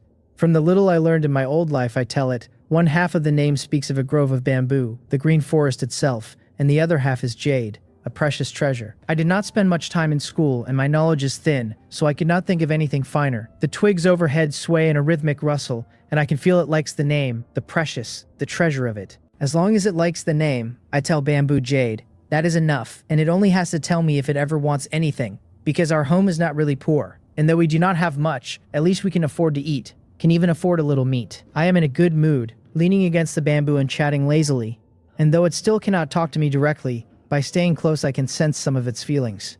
In front of me, the open chat channel runs through a fresh argument, players sniping over whether feeding pets is foolish when people are starving, one calling it brain dead to buy meat for an animal that cannot hunt or gather or plant for you. Another answers that a pet is not about utility, that with so many players' nerves fraying and some going mad in their isolated patches, a pet at least gives a person a reason to keep living. The thread keeps splintering. Someone insists a goal could be anything and asks why pin your heart on an animal instead of your family. Someone snaps back to ask whether their parents are the same species as another man's little pet, and someone boasts that their wolf caught 2 rabbits last night and is nursing their injured leg. The full crowd shouts down the starving yourself for a pet posts, asking why anyone is hungry at all when 3 daily tasks pay at least 15 survival points and a bun costs 2. The hungry crowd fires back that everyone knows the tasks exist, and that the trouble is finishing them when your 3 are to build a breeding pen you cannot afford. I summarize the rest of it to myself, as the same 2 camps it always is. One side preaches that you can claw your way to survival by digging dirt with a planting hoe, and a stone if you have no hoe. The other answers that if living means grinding skin and scraping flesh over and over, then it is better to just die. Through it all I lean against the bamboo, scoop up a fistful of soil, squeeze it, and let it fall. In our area's channel, some shout to work hard, some shout to give up and wait for death. The occasional motivational post breaking up the despondent ones. I tell Bamboo Jade I just spotted someone whose profile shows them in level 1 beast hide gear and a beast bone hat, all the while crying they have not eaten in 2 days and are about to starve. And I tell it how good this person is at acting. I cannot see their other stats, but that hat and that top, as long as the durability is not below half, would sell for 20 or 30 survival points, and beast hide gear is level 1 at minimum. I made my own pants from damaged level 1 beast hide and level 1 coarse cloth, and the result came out level 1. And the board shows basic equipment is otherwise just coarse cloth and coarse hemp rope. Even though the avatar updates on its own every 3 days, it at least proves this person once had that gear on them. A few bamboo leaves with faint purple patterns drift down onto my arm as the twigs sway, Bamboo Jade clearly agreeing with my grumbling that some people are having quite a time play acting. I tell it that watching the channel now and then does turn up some genuinely funny information, and that this morning I will reclaim land first, and dig trees in the afternoon. After resting a while I stand, carry the reclamation hoe to the other side of the house, and get to work on the small bamboo stalks and shoots Bamboo Jade set out for me to collect. The thin stalks can be crafted into all sorts of things, and the little shoots are not only edible but carry a chance of yielding plantable bamboo, the seedling kind, which I only learned after a few strokes turned up plantable shoots I had not expected. A chubby shoot I dig up shows different information from the rest. A level 1 green bamboo seedling.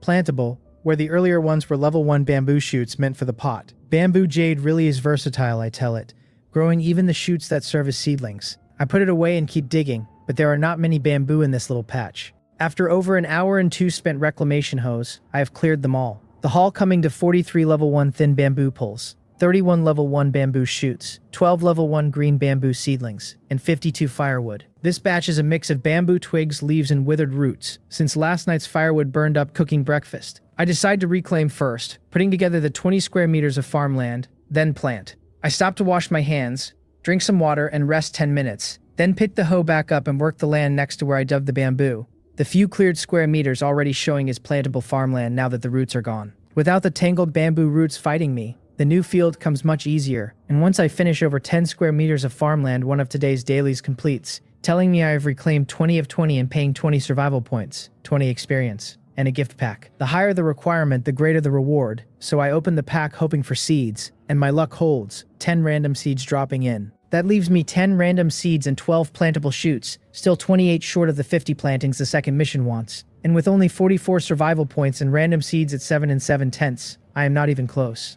I tell myself I will finish mission 3 first and then find a way to scrape points together, and I hold off planting the seedlings, since the quantity is high, and if I cannot reach 50 today, I may as well save them for tomorrow. I go into the still sparse bamboo and loosen the soil for yesterday's plants one at a time, crushing the clumped crusts back around the crops, the maintenance progress ticking up piece by piece until it completes at 10 of 10 for 10 survival points, 10 experience, and another pack. This one is less kind, giving 5 survival points and a piece of bread, which converts to only about 7 points all told. With nothing left to look forward to from the packs, I take a short rest and head out into the thickening drizzle. The withered trees near home refresh once a day at random, and anything I leave ungathered vanishes when they reset, so I walk to the nearest one and start digging. working tree to tree with brief rests between. After 6 trees, I reach a new one and freeze, because there is a supply crate buried beneath it with only a corner showing. The day before yesterday, I found one only because a mission guided me to it. And yesterday I ran all day and saw none, so maybe today is a stroke of luck,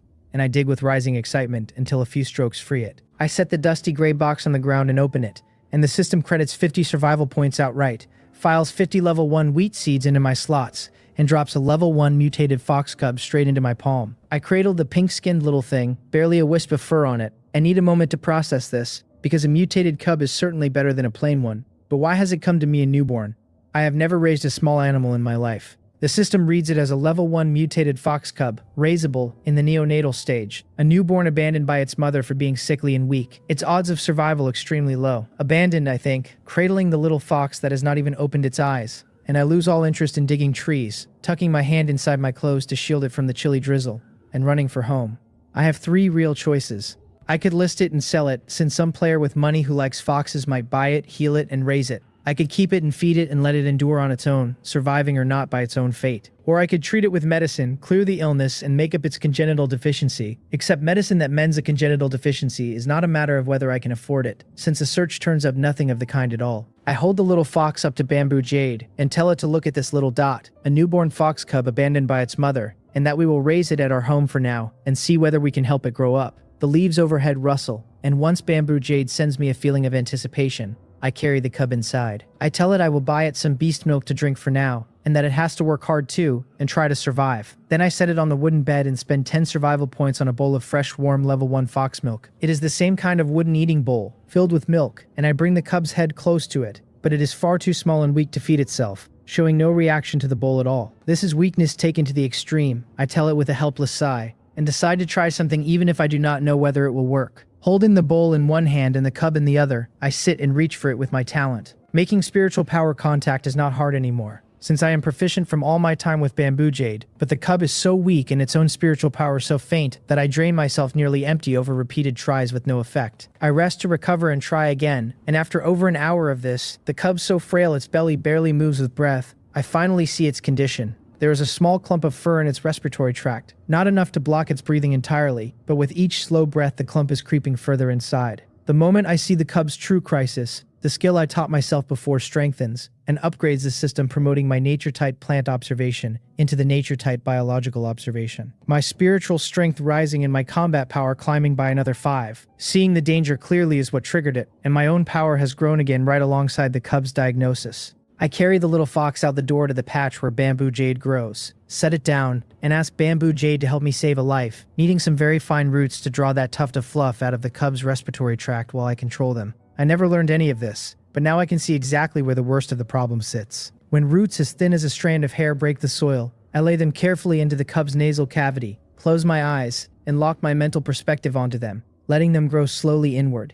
Inch by inch they near the fluff, and when they finally touch it, they twist a few times to tangle it, and with me guiding, I draw the 2 thin roots back out. I tell Bamboo Jade the cub can drink milk now, and ask it for a piece of the little bamboo tube, carrying the fox toward the house until I remember at the doorway that bamboo is hollow. I take a small twig from Bamboo Jade, trim the excess from both ends, and smooth it so it will not poke the cub's mouth, and it is ready. I rinse my own mouth to be sure there is no strange taste, take a mouthful of fox milk, bite onto the bamboo tube, and feed the milk slowly into the cub's mouth through it. It struggles to drink, managing maybe a 1/5 of each mouthful I give it, but even a little is reaching its stomach, and with something in there its condition can recover a touch. The whole time I have to watch closely so I do not give too much or too little, or let it choke. In over 20 years, this is the first time I have ever cared for a cub so carefully, and I tell it that it has to survive, that only by surviving can it go seeking the good food, the beautiful scenery, and the fine moods this world holds. I look at the now empty bowl and cradle the cub in my palm, gently rubbing the belly of a thing smaller than my hand when it curls up. For the moment it does not look about to stop breathing, but it is so small its fur has not even grown in, plainly different from the fox cubs on the consignment board.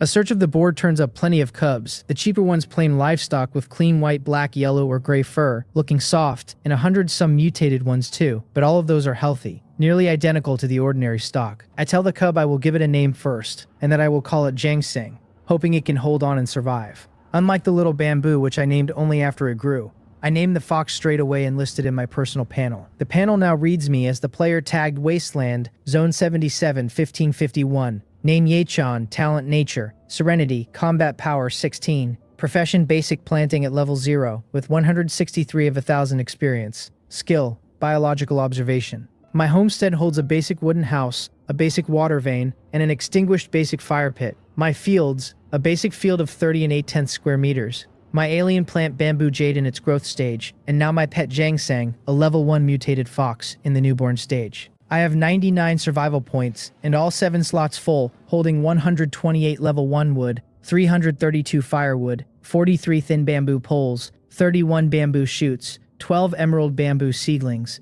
10 random seeds, and 50 wheat seeds. A faint sound comes from the cub's mouth, and after the milk it can finally move a little, though only its chin and its mouth, before it curls back and goes still. I tell Jangsang to be a good boy, to sleep well once it is full, since I am going to plant the fields. I take off my jacket, lay it on the bed, and shape it into a softer little nest, and set the cub inside, smiling as it tries to scratch a few times after I put it down. I cover it with the sleeve I left aside and go out to plant. The 50 wheat seeds from the supply crate are exactly enough to finish today's planting mission. And because wheat takes little room, only half of the small field I cleared after the bamboo gets used. Level 1 seeds, mutated or not, give 10 experience each to plant, so 50 wheat seeds is 500 planting experience in one stroke. I look at the random seeds and plantable shoots left in my slots, hesitate a moment, then go to yesterday's cleared land in the bamboo forest and plant them all. The 12 bamboo seedlings for 120 experience and the 10 random seeds for 10 more. Submitting the mission adds 50 experience on top, putting me at 843 of 1000, not far from the level up, and 50 more survival points, leaving me 149, with 1 daily reward pack still unopened.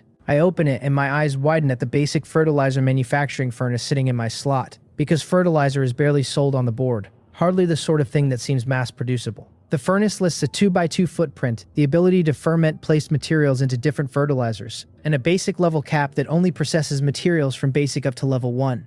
I set it on the open space in front of the house and read it over, and as a basic furnace it cannot touch anything higher than level 1 for now. The higher tiers presumably waiting on an upgrade. None of the current basic equipment shows what an upgrade even requires though, so I cannot tell whether I need to craft higher gear from scratch or simply raise my profession level. Looking over the basic and level 1 materials I actually own, I realize I have hardly any, not even many basic ones, just 1 chili pepper, 1 cabbage, and a barely used portion of salt by the bed, plus whatever sits in my slots. I decide to experiment with vegetables, telling myself I can harvest more cabbage tomorrow, so I will try the one I have for now. The furnace looks like a large double-door refrigerator split into upper and lower halves. The top door is opening to load materials, and the bottom door to retrieve the finished fertilizer. The top split vertically so different items can go in each side. I load a cabbage, close that door, and the furnace reports fertilizer manufacturing in progress, finishing in 3 minutes, and while that side is locked, the other stays open for filling. I do not just wait out the 3 minutes. I check on Jangsang sleeping inside, then carry the cutting board to the stove, shredding the leftover chili pepper,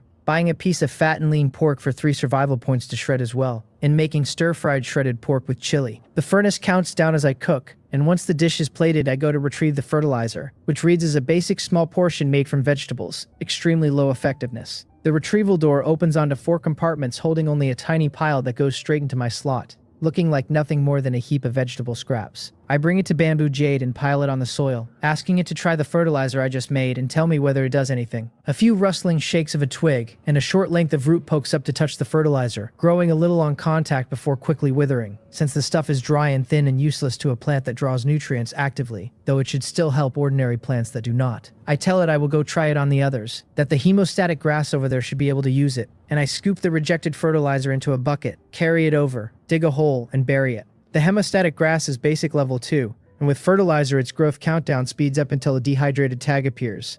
So I fetch water, douse it, and watch it shoot ahead until the countdown returns to normal, confirming that fertilizer from 1 basic cabbage cuts a similar basic herb's growth time by 3 hours. It is not worth it, at least not at this stage, where fertilizing the fields feels meaningless to a penniless man. I spend 10 survival points on 5 pieces of pure lean meat, bury them for Bamboo Jade to absorb, wash my hands, and spend 2 more on a bowl of white rice. With the rice and my homemade stir-fried shredded pork with chili, I finish the meal, still not full, and eat the bread I got earlier on top of it, rubbing my barely full stomach and suspecting my appetite is only going to keep growing. Fed at last, I go back to the chat channel. It is the 3rd day, and though I do not know how those players died, in 2.5 days 3,790 of them are already gone. The running count for Wasteland Zone 77 now reading 996,210. The players were shocked at the falling numbers at first, but they have grown used to it, and almost nobody raises the death toll anymore. The channel has little novelty now, holding its same rhythm, some discussing profession details, some warning that the wild creatures are dangerous, others talking about wanting to move their homes. Moving seems impossible for the moment. Some players tried, and while the house itself can be relocated, the extinguished fire pit is the catch, since no matter how the house moves, the fire pit stays the exact center of the player's map, the home's anchor point, and many agree it simply will not budge. One man tried digging out the soil around his fire pit to carry the whole thing off on wooden boards, only to get a prompt the instant he dug close that the basic fire pit cannot be dismantled.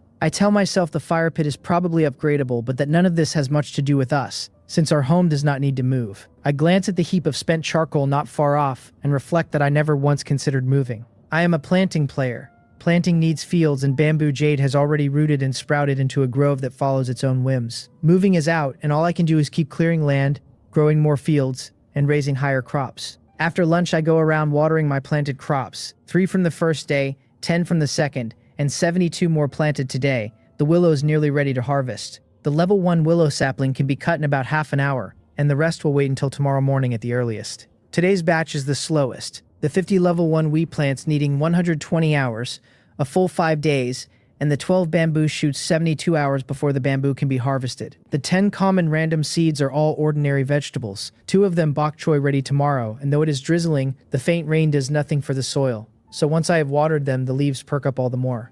I tell Bamboo Jade I am heading out again to dig up more wood, and that I will leave Jangsang inside wrapped in clothes where there should be no trouble. I pat the big bamboo, fill it in on the plan, and set off toward what looks like the nearest withered trees, which still turns out to be over 400 meters away. Wielding the hoe, I dig, glancing now and then at the minimized chat channel to keep half an eye on the others. Information runs true and false, and people run good and bad, and I admit I am not the type who is strong inside or out, so all I can do is keep my own peace and stability as best I can. In our area, some players have found familiar relatives and friends, and at first, when someone succeeded, many envied the luck. But in just over 2 days, there have already been several cases of acquaintances airing each other's flaws and cursing one another. And even with only 3 messages a day, these farces still erupt, which gives the onlookers plenty of entertainment. Keeping track of the time, I dig 2 trees and run home, since it is time to pick willow leaves. The willow at home has entered its harvesting phase, grown to only 2.5 meters, its branches nearly all hanging down with some tagged harvestable. I reach up and pick a willow leaf, a basic level material, and pick straight on, leaf after leaf, until after 13 ordinary ones, the 14th comes up level 1. Compared side by side, the level 1 leaf is a little larger and thicker, so I collect them all and keep going. Once every leaf is picked, the last 2 harvestable willow branches remain, both level 1, and the second credits 10 planting experience as the harvest completes. This is not bad at all, I think, though I cannot tell yet how many times the tree can be cut, since the willow shows no information about that. The branches go into my slot, and the willow's tag reverts to exactly what it read before, a long-term yielding plant in its growth period, harvestable again after 24 hours, the harvest window simply rolling back to the growth period now that the cutting is done.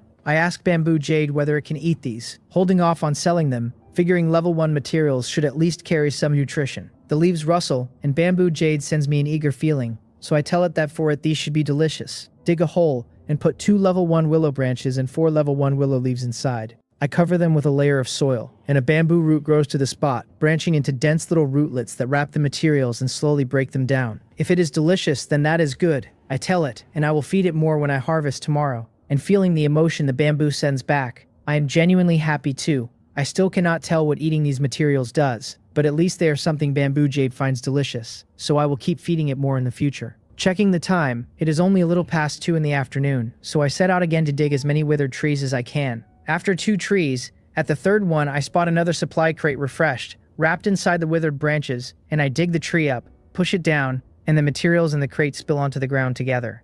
I open the crate to 3 items, a level 1 gathering glove, 6 drinking water, and 2 bread. I have a water source at home and do not need the water, so I list all 6 portions for 5 survival points. The glove reads as hand equipment, defense plus 15 with an additional drop rate of 2% when manually gathering. But that bonus only works for gathering profession players, so it is no use to me directly, though the special amplification makes it relatively pricey. I search the trade interface for similar amplifications and ratios to gauge the price, and when I see 205 survival points at the lowest, I marvel that it is genuinely valuable, and I list my own at that level.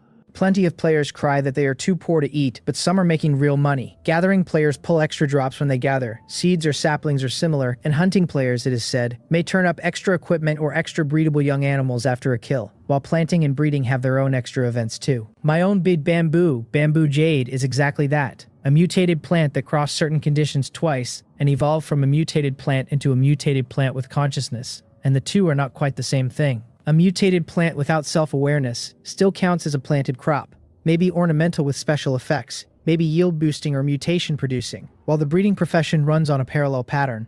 The way my former cousin once posted in the channel that once you raise a special mutated animal, it can guard the house. The gathering glove and the 6 portions of drinking water all sell within minutes. The 5 survival points crediting on their own, and the whole supply crate comes to 210 survival points with 2 loaves of bread tucked into my slot for dinner. In high spirits, I keep hunting for fresh withered trees, scanning the ground for another crate as I run. But the crates are never common, and I do not turn up a second one before nightfall. Some days the wasteland is generous and some days it just hands you firewood, and I have learned not to argue with it. I head home before dark, greet Bamboo Jade first, and duck inside to check on the little fox. The pink-skinned cub has woken and is shifting slowly inside the clothes I wrapped around it, a thin layer of white fuzz already coming in over the bare skin. I tell Jang Zhang it is growing fast, that if I had not bound the clothes so tightly it would have crawled right out, and that it must be hungry. I unwrap it, lift the warm little thing into my hand, toss the clothes aside, and spend 10 survival points on a portion of fox milk. It can move now, but it is still weak and sickly. The sound it makes fainter than a mosquito, and yet this time it manages to lap the milk from the bowl on its own. While it drinks, I slip outside once to add firewood to the pit before dark, then come back to it. I keep a hand braced under it so it does not topple in, and it works through the bowl bit by bit, resting after every few sips before finding the strength to go on. The bottom of the bowl shows by 12 minutes shy of 7 in the evening. It took a full hour, but it kept the milk down, and after another sleep its fur should be nearly grown. I rub its belly, watch it curl up shivering, and settle it back into the clothes at the head of the bed. Now it is my turn to eat. There are still over 30 small bamboo shoots at home, tiny but plentiful. So I spend 3 survival points on a piece of well-marbled pork, slice it and stir-fry it, the 2 loaves of afternoon bread serving as the staple. Before I sit, I scrub the pot and set water boiling so I can mix it later for a warm bath. A rush of swaying leaves makes me stop mid-meal, and I reach out to catch the bamboo twig leaning close. I ask Bamboo Jade whether there is prey. Putting down my chopsticks, I grab the reclamation hoe and slip into the bamboo grove. Because sparse as the bamboo is, I am the best bait standing inside it. The fox is far more fragile, so it stays shut in the house, the closed door blocking any creature outside from spotting or targeting it. Feeling the root system shifting underground, I grip a nearby stalk and explain to Bamboo Jade how to dig the trap. The trick is not to cut the path outright but to misdirect first, making the prey believe the threat is only me and the swaying twigs on the surface. More work, but the surest way to keep every animal here. I have never fought a whole pack myself, but the hunting players in the chat channel say taking down a full pack is miserable. Kill some of them too fast and the rest bolt, and they do not despawn overnight either. They dig in or hide in cover and wait to take their revenge. What has spawned near my home this time is a wolf pack, 15 level 1 wolves, and sensing me they circle slow, trying to close into a pincer. The leaves rustle and shed the little rainwater pooled on them, and a fresh bamboo shoot sprouts right at my hand and climbs fast, the stalk shooting up as I hook my grip onto it. When it stops, I have one arm crooked around a joint where a twig grows, and I am hanging over 3 meters off the ground. With the bait strung up, the surrounding twigs start swaying in scattered sections, and it sounds for all the world like some creature is darting through the grove. The illusion is a little thin. There are no footsteps in it, but the wolves are not bright, and they follow the sound and quietly circle. I think at Bamboo Jade that there is no rush to dig the pit underneath a touch more, over to one side. Eyes closed, I switch to observation mode and help Bamboo Jade carve the pit out through the roots. The trap dug wide and deep with dangerous spikes set waiting at the bottom. To keep any wolf from leaping clear, a ring of bamboo has to grow up around the area, and a second ring of slanted stalks woven through the upright ones, the whole thing braiding into itself as it grows. All of that takes time, and the pack needs time too, to pin down exactly where I am. After a standoff of over half an hour, my arms are going numb from hanging, and the wolves finally fix my position. One howl, and 4 adults rush in from different directions into the space where I dangle, but 2 jumps tell them they cannot reach me. With the prey in plain sight and out of paw, the wolves inside keep yipping to call the ones still outside, and once the first batch confirms there is no danger and I am merely hiding up high, 4 more come running in. I do not just wait it out. I snatch a nearby stalk and snap it, leaving a jagged edge sharp as a blade, and I start jabbing downward, now and then catching a wolf square, scraping off fur, and opening a bloody gash. The damage is small and I am safely out of reach, but after 10 odd minutes of this needling, the last 7 wolves finally slink in, slipping through behind me as if to take me from the rear.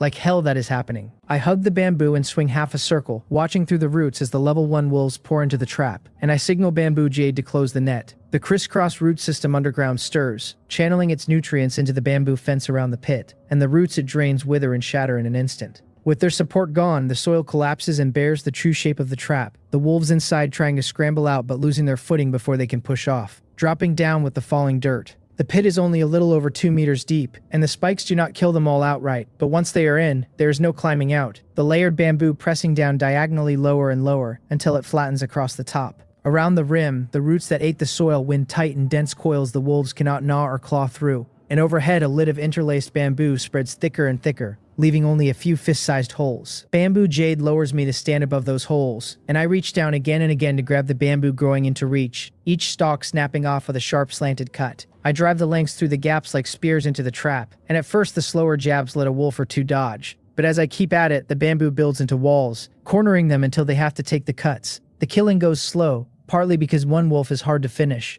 and partly because the area is wide and the bamboo needs time to grow. Every time a wolf dies, bamboo jade's roots consume the organs and flesh entirely, leaving only a hide riddled with holes for me to collect in the morning. The more it eats, the more nutrients return, and the faster it regrows. By the time all 15 level 1 wolves are dealt with, bamboo jade's combat power has jumped straight to 25, 10 points up from before. It feeds itself, and I do the dishes. That is the division of labor in this house. I lean on a stalk and walk back into the firelight, so wrung out I can barely stand. But I cannot sleep yet because dinner is unfinished, so I wash my hands and sit back down to a meal gone mostly cold. The water in the pot has gone ice cold too, and I tell Bamboo Jade I will add more firewood, scooping a bowl full to drink before I feed the stove and fetch half a bucket to top it off. Once it boils, I wash the bowls and plates and put them away, rinse my clothes and shoes and hang them, then draw fresh cold water, temper it with the last of the hot, and give myself a warm sponge bath. I pat the twigs by the door and tell Bamboo Jade I am sleeping first and will clean up the trap when I wake in the morning. With its standing guard, I sleep easy, and for once I do not wake on my own. A fluffy little fox rubbing against my face is what startles me out of a dream. I tilt my head to look at the soft fellow and smile, because its orange fur has grown out, short still but at a normal thickness now, and it can move and walk freely, which means its body has come back to normal. It is still very weak, and growing up or growing strong will take time, but the sickly tag is gone. My panel reads it now as a level 1 mutated fox, an intelligence type and exploration type, combat power 2, its only skill bite intimacy at 100%, and tagged with the grace of rebirth and the bond of nurturing. The cub rubs its head against my finger, and I scoop it into my palm, and even free of the sickly mark it is still small enough to vanish in one hand. It is hungry, and after a little play it hugs my thumb and asks for food in the most pitiful way it knows. I tell Jing saying it cannot eat meat straight yet, that it still needs fox milk, but that I saw meat paste for sale and will stir a little in. I buy a bowl of fox milk and a bowl of meat paste, mix a small amount of each into an empty bowl with more milk than meat and set it down. It eats, so I mix the rest the same way across 2 bowls for it to work through slowly. I stroke its head, tell it to eat first because I am stepping out to look around, and with its intelligence tag it understands me plainly even as a cub. Carrying the shirt I used for its nest, I head outside, greet Bamboo Jade, then wash the shirt and hang it on a twig. The panel marks the new day, day 4, just before 7 in the morning, sunny, wind force 2, 25 degrees. The 3 dailies are kind today. Reclaim 10 square meters of farmland, plant 20, and handle 5 planting events, each paying survival points, planting experience, and a gift pack. A fine day with mild weather and easy missions, and if my luck holds I might push my profession level up. I tell Bamboo Jade there is no rush, that I will clean up the trap and the wolf hides one by one once it is fully light, and adjust the trap while I am at it. Bamboo Jade is urging me along, but it is not bright enough yet, and going now would mean working entirely by spiritual power. And after last night I am still a little weak. Breakfast first, then work. I have just spent 13 survival points on the cub's food, so I spend another 8 on meat, vegetables, and a portion of player-made noodles for myself. Glad I still have 290 points to spare. I cut the fatty meat into small pieces, the lean into strips, the cabbage stalks into shreds, render the fat in the pot, fry the lean meat until it changes color, then add the shredded cabbage until it softens. Water in, brought to a boil, the player's hand-pulled noodles dropped in with a little salt, and once it boils again, I tear in the cabbage leaves. 10 minutes or so, and breakfast, stir-fried pork and cabbage noodles, is ready. A man who can cook his own breakfast in a wasteland is not doing so badly. I go in and carry the now full fox out, set it on the patch where Bamboo Jade grows, and tell it this is Bamboo Jade, to play here a while and not fall in the water, because I am about to eat. Now that it is healthy and mobile, it cannot stay shut indoors all day. The cub mills about in the soil, then pads over to the bamboo and rubs its head against it, acting cute and rolling twice until its clean orange fur is gray with dust. Seeing it amusing itself, I wash my hands and eat in peace, savoring the noodles while the fox grows livelier by the minute. Soon it finds a small section of root in the soil, nips it, tastes something sweet, and starts pawing at the dirt for more. I tell Bamboo Jade to humor it for now, but to warn it that once the cub grows up, it may dig pits all around the roots. Bamboo jade keeps growing little roots, just to tease Jangsang, so I remind it to show some restraint, or it will foster the cub's habit of digging holes and wrecking the place. A run of swaying leaves answers that this is the only way it has to play with the cub right now, that it can hardly do more. What else, it seems to ask? Dig a hole and let the cub crawl in and out, or shake a twig from above to coax it into pouncing. When the cub is so tiny, none of that would be fitting. I concede the point and tell it to play slow, that I will finish eating and tidy up and it should be near daybreak by then. Feeling its grumble, I look at the cub's size and admit there really is not much else the two of them can play. The bamboo has a fair point. There is not much sport to be had with a creature smaller than my hand. Eating on, I open the chat to see what the players are saying. Wasteland Zone 77 reads 995,940. 270 fewer than yesterday at noon, and they have stopped tallying the dead. Used to it now. The channel is the usual avalanche. One man bragging 7 wolves circled his fire all night. Another topping him with over a dozen house-sized tigers. A third with 2 dragons looming out of the dark. The boasts keep climbing until someone claims a beautiful fairy came to teach him the Tao. The crowd shouts the dreamers down, but then a quieter voice swears he found a cultivation method listed on the trading interface last night, snapped up before he could even look twice. The channel splits between those calling it nonsense and those arguing that in a world where everyone holds a talent ability, cultivation and superpowers and magic are hardly impossible.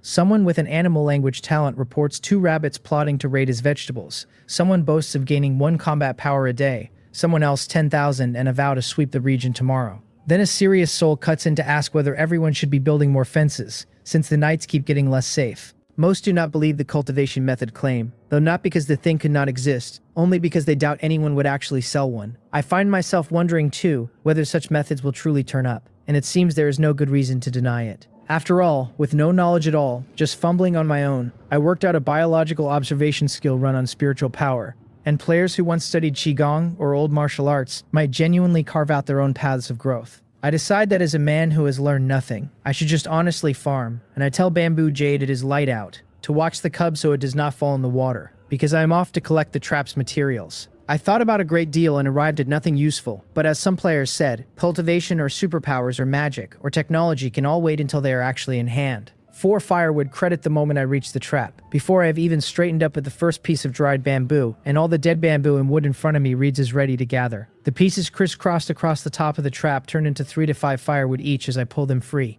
and the snapped halves become withered bamboo I have to dig out. I leave the still standing ones for later and clear the piled wreckage first, picking it up in a circle, then climb down into the pit and dig out all the dried bamboo at the base. Along with the firewood, there are 15 pieces of broken level 1 wolf hide and 136 units of level 1 beast bone scattered through it. I tell Bamboo Jade we will keep this trap and dig it deeper when there is time, since the roots above will keep it flat, and if more prey wanders by soon, we will drive it in.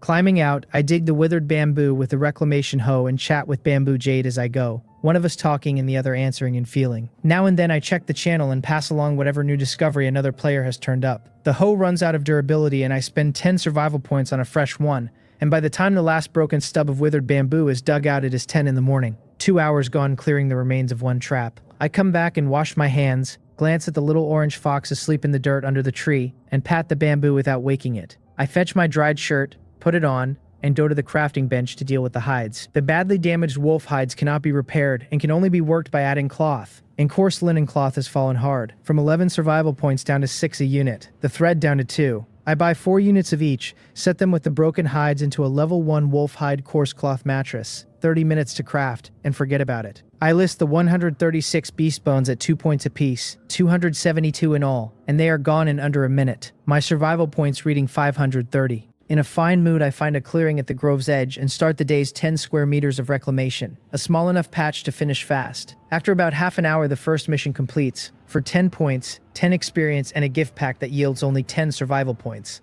Rather than rush the planting for mission 2, I level the new ground and go straight to mission 3, handling 5 planting events, some short of water, some weeded, finished with light maintenance. That pays 50 points and 50 experience in the gift pack that gives the most. Players say this richest daily pack is the one most likely to hold something good, and it gives me 10 seeds, which is not a surprise but a good deal better than 10 survival points. For the second mission, I spend 83 survival points on 10 more random seeds, 20 units total, the amount required. I plant them 3 at a time, and 3 in a row come up medicinal, hemostatic grass, then snake repelling grass, then peony, each a seedling harvestable in 3.5 days. Medicinal herbs almost never used to drop from random seeds, so 3 straight lifts my mood with each one, and by the end of all 20 I have 14 medicinal herbs, 2 bananas and 4 vegetables. My luck today is genuinely good. I wash my hands at the puddle and look back at the row of labels, with something close to feeling, because among ordinary planted crops, vegetables are the cheapest on the trading board, though also the fastest to grow. The mission credits another 20 experience, and with the 20 from planting my total reaches 953. Ginseng wakes at the noise and runs to me on its short legs, and I ask whether it is hungry, scooping it up and sitting back against the bamboo to tidy the dirt-caked fur ball. It fell asleep face down in the soil, and rolled until it is filthy. It shakes its head, hugs my finger, rubs against it, not hungry, not eating, not sleepy, just wanting to play. I catch the twig that moves in front of me and shake the leaves to tease it, then remember the mattress is finished and tell it we will go see what we will be sleeping on,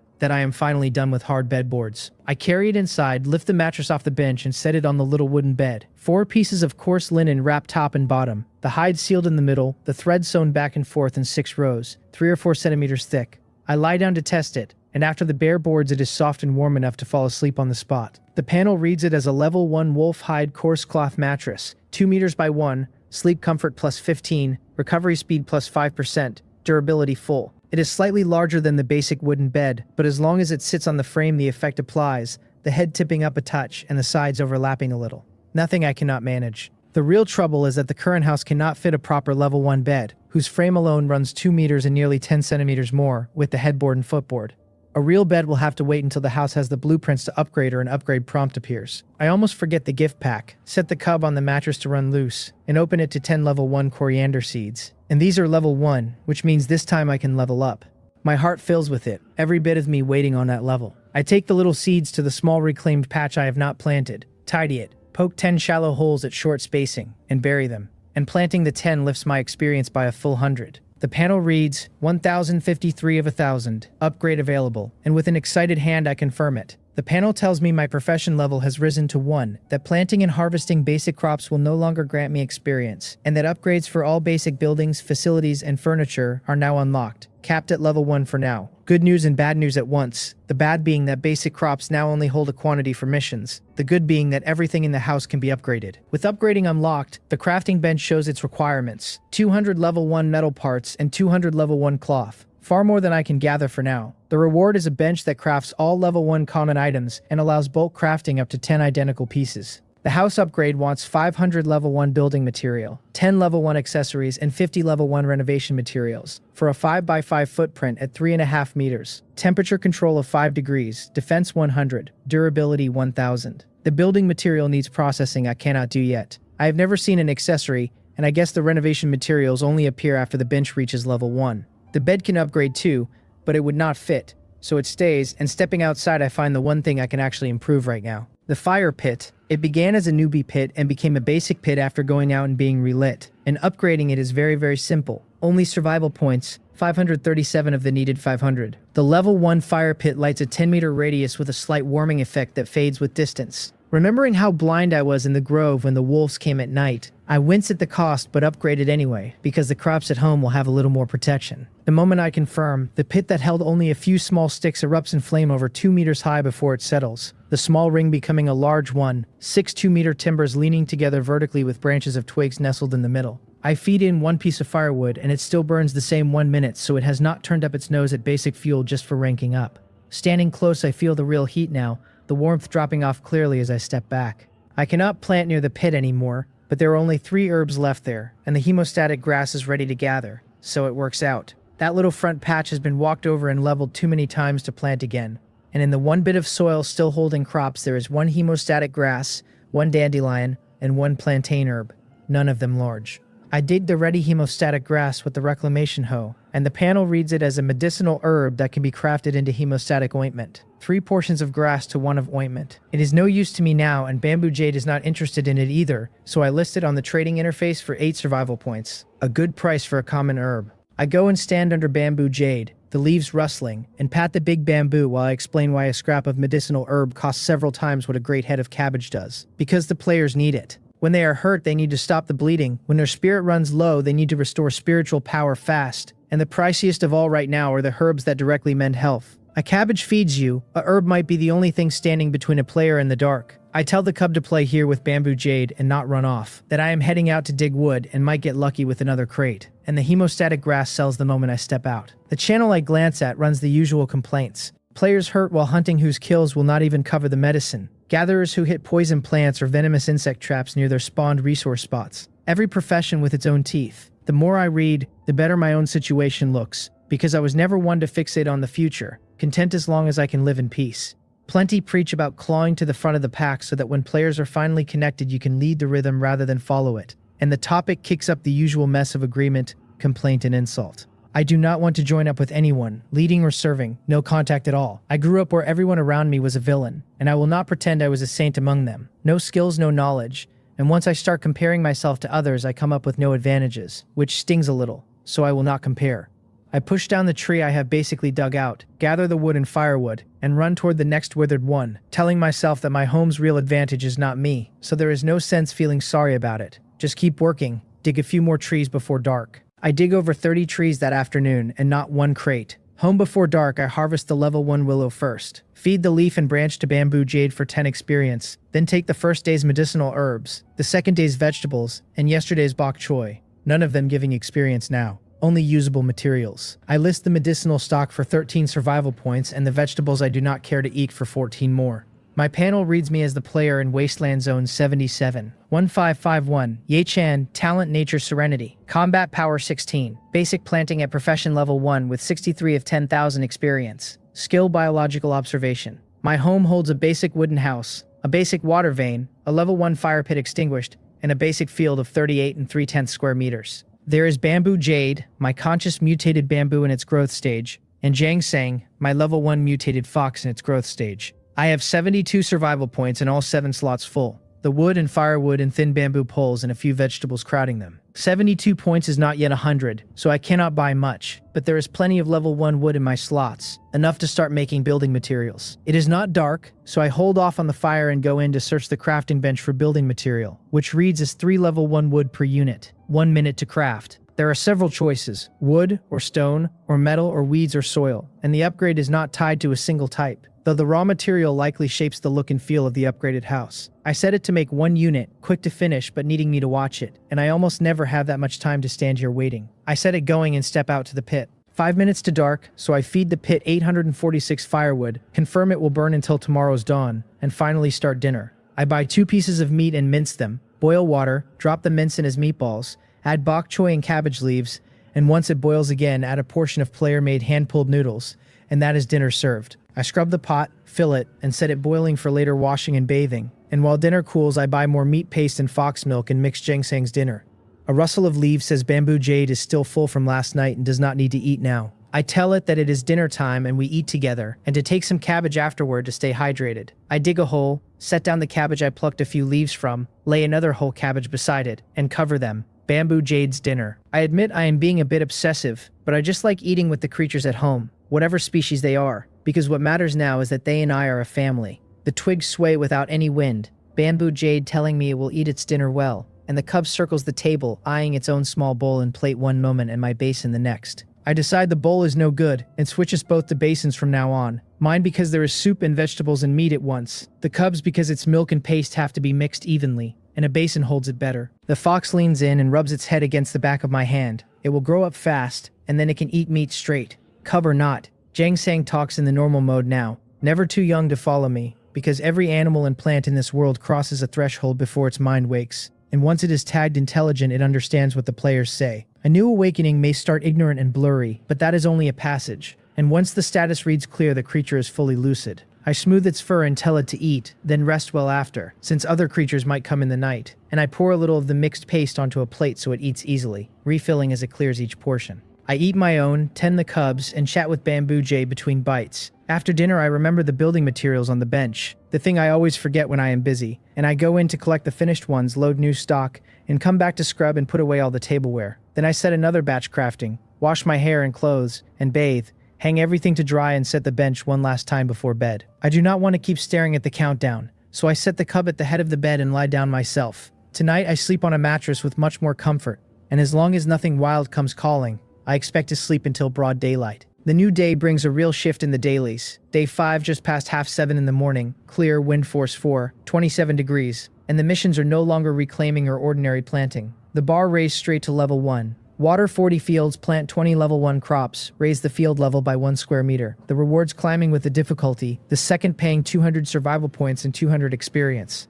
And the daily missions are not the only ones refreshed, because the random survival mission and the random profession quest have both turned over too. The survival mission wants me to find a supply crate with a special mark, warning of hidden dangers around it. The reward, a player survival minigame teleportation portal. A survival minigame. The profession quest reads almost like an insult, scolding me that a planting player who cannot even cultivate his own seeds is truly pathetic. Then it asks me to cultivate 100 sets of plantable level 1 seeds within 3 days. The reward, the right to build a breeding and seedling field. The seedling field makes perfect sense, since being a planting type unable to afford seeds is maddening. But a survival minigame portal is another matter entirely. Some kind of game for players of every profession. And just how many is it? My head fills with every little game I have ever heard of, but I know full well this world will not simply let players play. There will almost certainly be plenty of danger riding along, just like the crate I have to find with its hidden threats. I decide to sort the dailies first, and weigh the other 2 after. Out of bed, I set 1 unit of building material crafting, because worrying solves nothing, and the missions still have to be tried.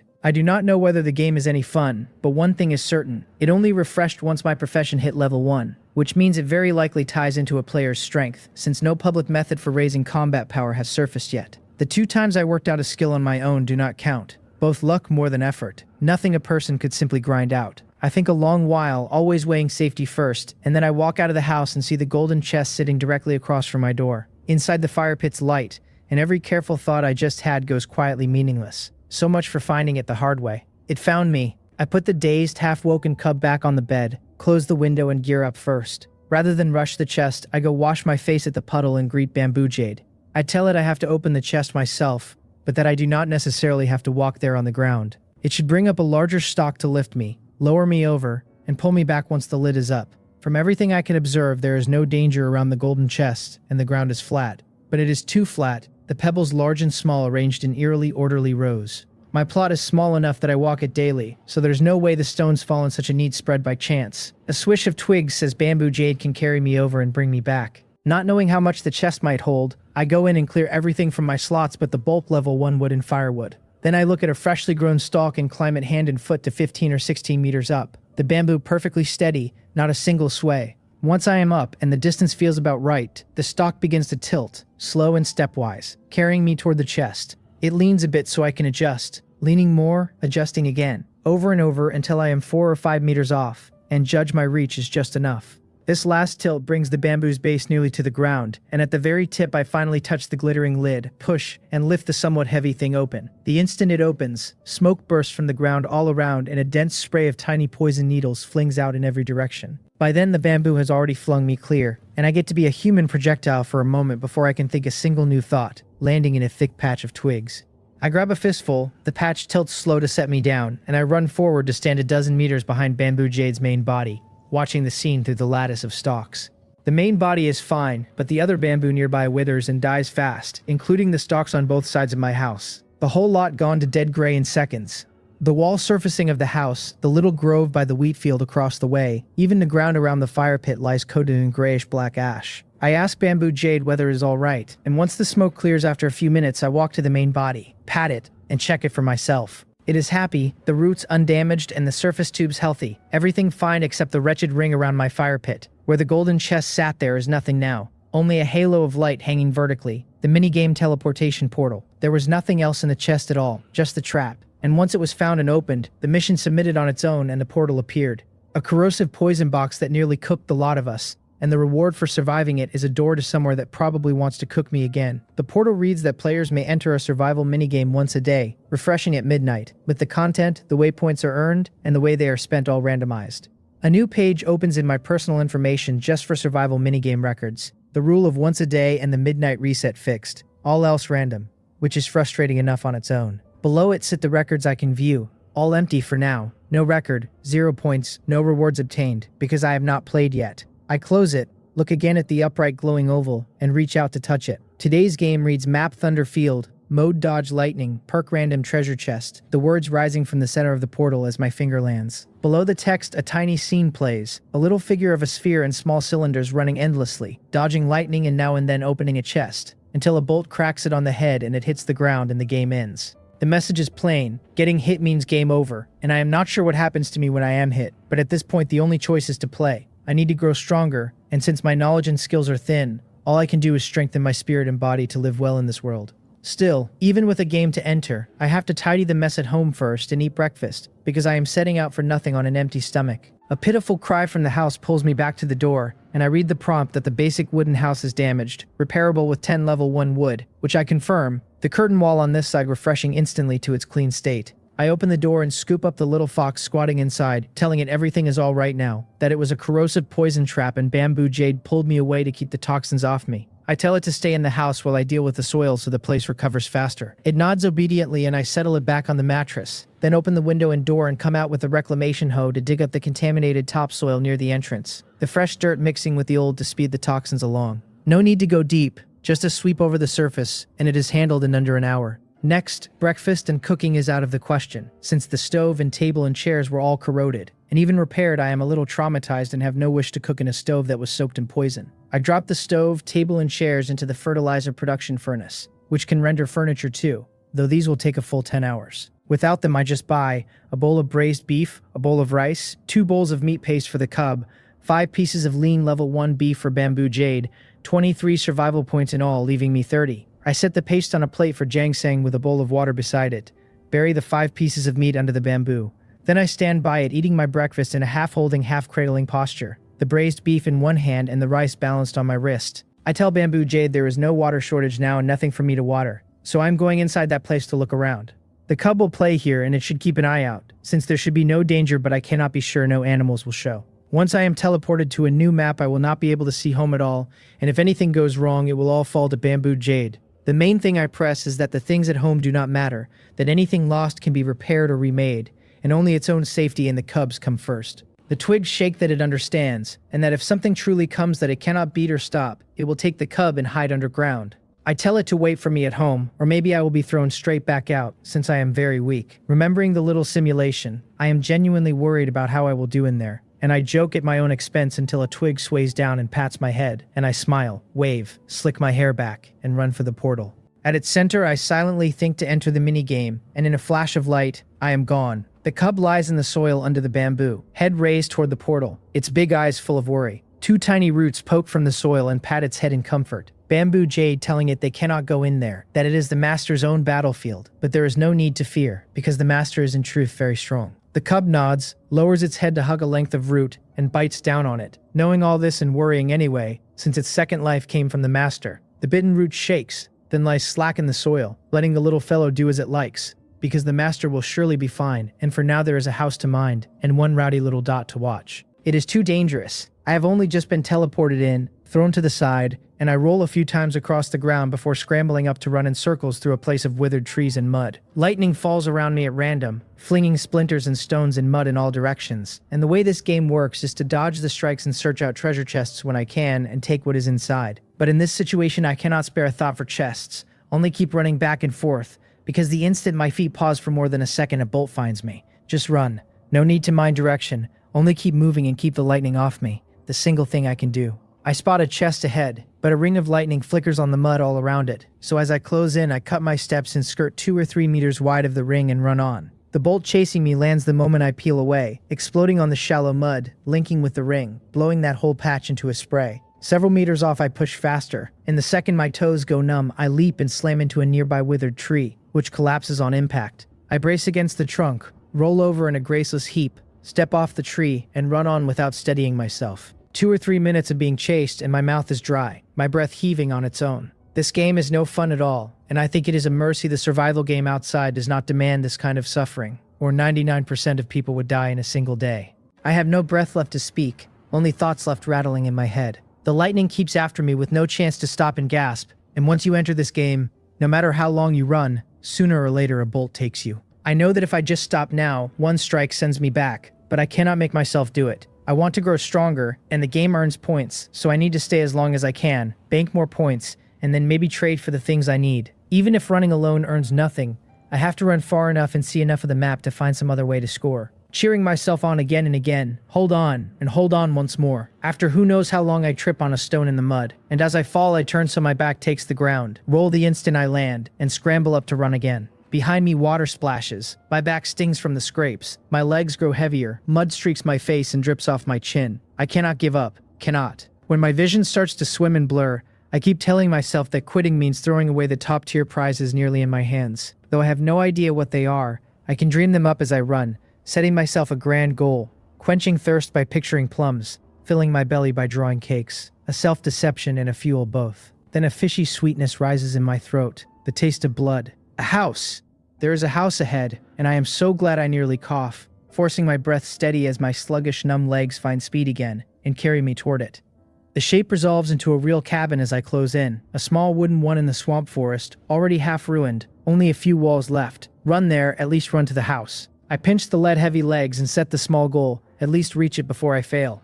The lightning keeps falling behind me, catching at my legs now and then through the ground, because I am slower than before, the numbness of the shocks running up me. But with the goal set, I force myself on. My body keeps moving, and in the daze my mind throws up a scene. A rainy, dark night, lightning flashing now and then to light the earth. A thin, disabled youth lying in the weeds and shrubs, on a hillside, crawling carefully so he steps on nothing that would make a sound. On the road at the foot of the hill, people with flashlights search the ditches and the slope for the rebellious boy, beaten with a stick by his own parents until the skin of his back was nearly pulp. He was the boy his own blood relations had called a born bad seed, since he was a few years old. Run as far as I can. My eyes are bloodshot now, the whites webbing red, the red creeping toward the black, and just as my whole sight starts to redden, the ground under my feet turns dry, and the chasing lightning seems to hit a pause. The panel reads that I have discovered a damaged forest cabin, that I have entered a temporary rest area for 3 minutes, that the cabin is a special rest point in the thunderfield, with a countdown that empties it once it ends.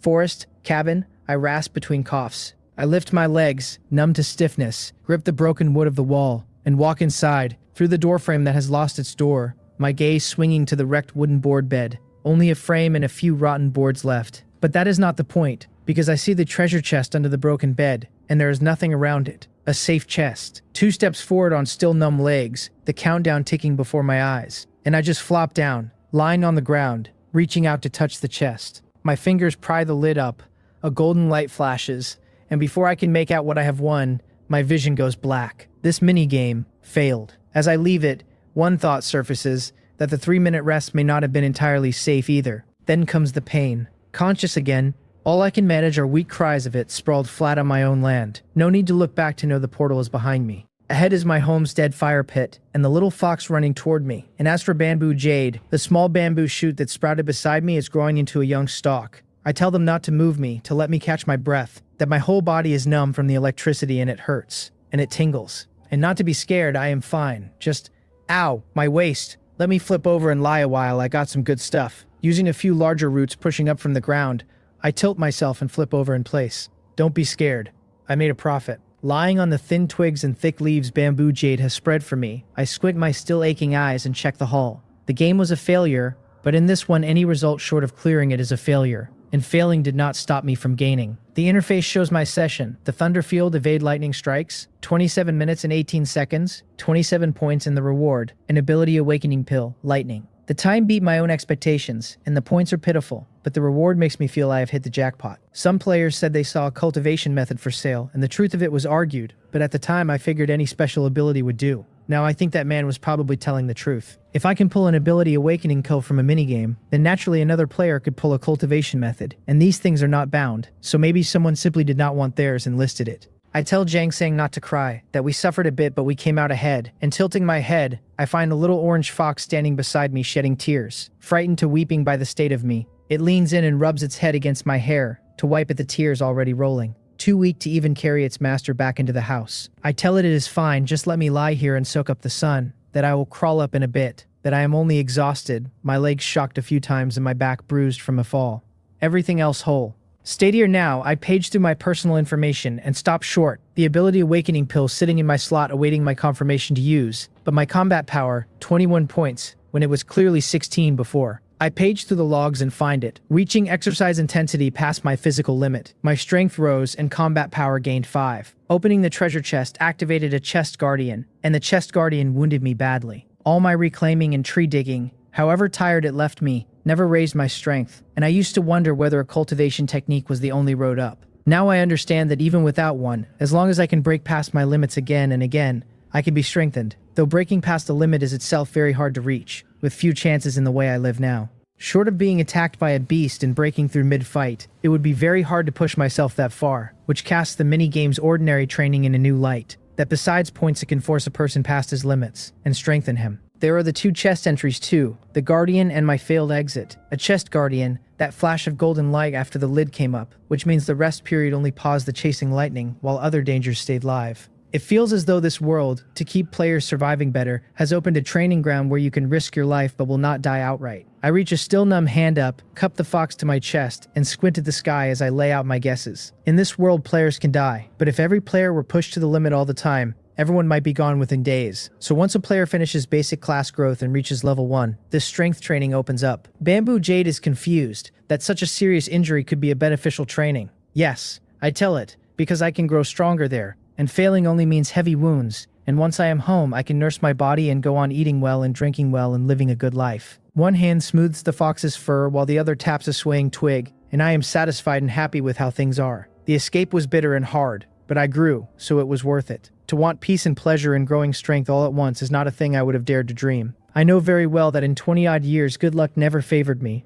that something for nothing was never going to find me. Now, being able to strive for myself in a state where I will not die and allowed to grow stronger is already fate's favor, an opening handed to me. Even if every player gets the same treatment, this world has still been very good to me and given me a great deal. The sun feels so warm, I murmur, that I will sleep just a little, that I still have to get up later to reclaim land and plant. My mood loosens, the drowsiness rises, my tired eyes close, and I fall asleep right there. The twigs sway a few times, Bamboo Jade a bit dazed that I dropped off just like that. It wonders whether it should block the sun for me, whether direct exposure is good, though the master seems to have fallen asleep precisely because he likes the sun. The cub crawls out of my palm, runs to the ground, and explains the situation to Bamboo Jade, that the master should be sent into the house to lie on the bed, where he recovers faster. The master said the bed and mattress speed recovery and are made for resting, and as for sunlight, the master is not a plant, and does not need it. One of Bamboo Jade's twigs droops, a leaf patting the cub's head, the little thing small and not strong but quite the temper, already starting to glare again. It tells Little Dot to go open the door, and it will grow 2 rows of bamboo here to send the master back into the house. That was a deeply comfortable sleep. My body is still a little numb when I wake, but it no longer slows me down. And after a few hours under the blankets, the wounds and the negative status have nearly all faded. I climb up off the mattress and find the floor scattered with broken bamboo, the pieces turning to firewood as I gather them. And out the door there is more of it waiting in front of the house, as I expected. Hearing me, the little orange fox comes running from the side,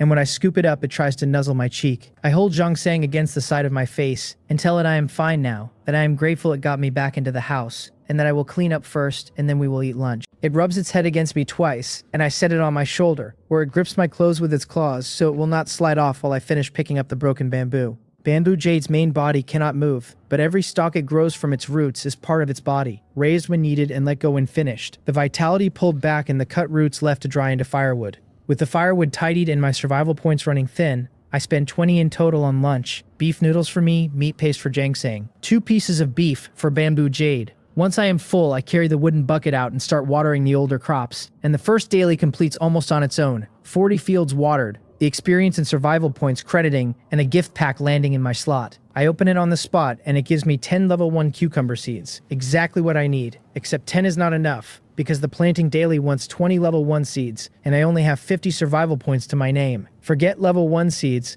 I cannot even afford 10 ordinary random ones. So I look at the bamboo, the dozen stalks planted on the 3rd day, and I ask Bamboo Jade whether it can put out another wave of shoots, just 10 of the kind that can be planted. The leaves sway, and small bamboo shoots barely poke their tips up through the bare ground nearby. It tells me to dig them up, that they can be planted, but that this sprouting kind tastes terrible. To Bamboo Jade, the delicious shoots are the gift it saves for me, and these unpalatable ones are only grown on the side, never something it expected me to specifically want. I thank it for the trouble and tell it this is plenty to finish today's mission, and I pat the big bamboo and run off happily to dig, coming up with exactly 10 level 1 bamboo shoot seedlings ready to plant. That is enough. I want to clear the mission early and awaken my ability as soon as I can. My heart will not stop bubbling over with it, the ability awakening pill still sitting in my slot, just looking at it filling me with energy. I go to a patch I reclaimed earlier, do some quick tilling, dig the holes one by one and bury the small shoots, Then find a separate area for the cucumbers and plant them at a slight distance after clearing the ground. The bamboo reeds is in its growth period. Harvest in 72 hours. The cucumbers in germination. Harvest in 96. All 10 stalks go in. The second daily completes, and this one pays well.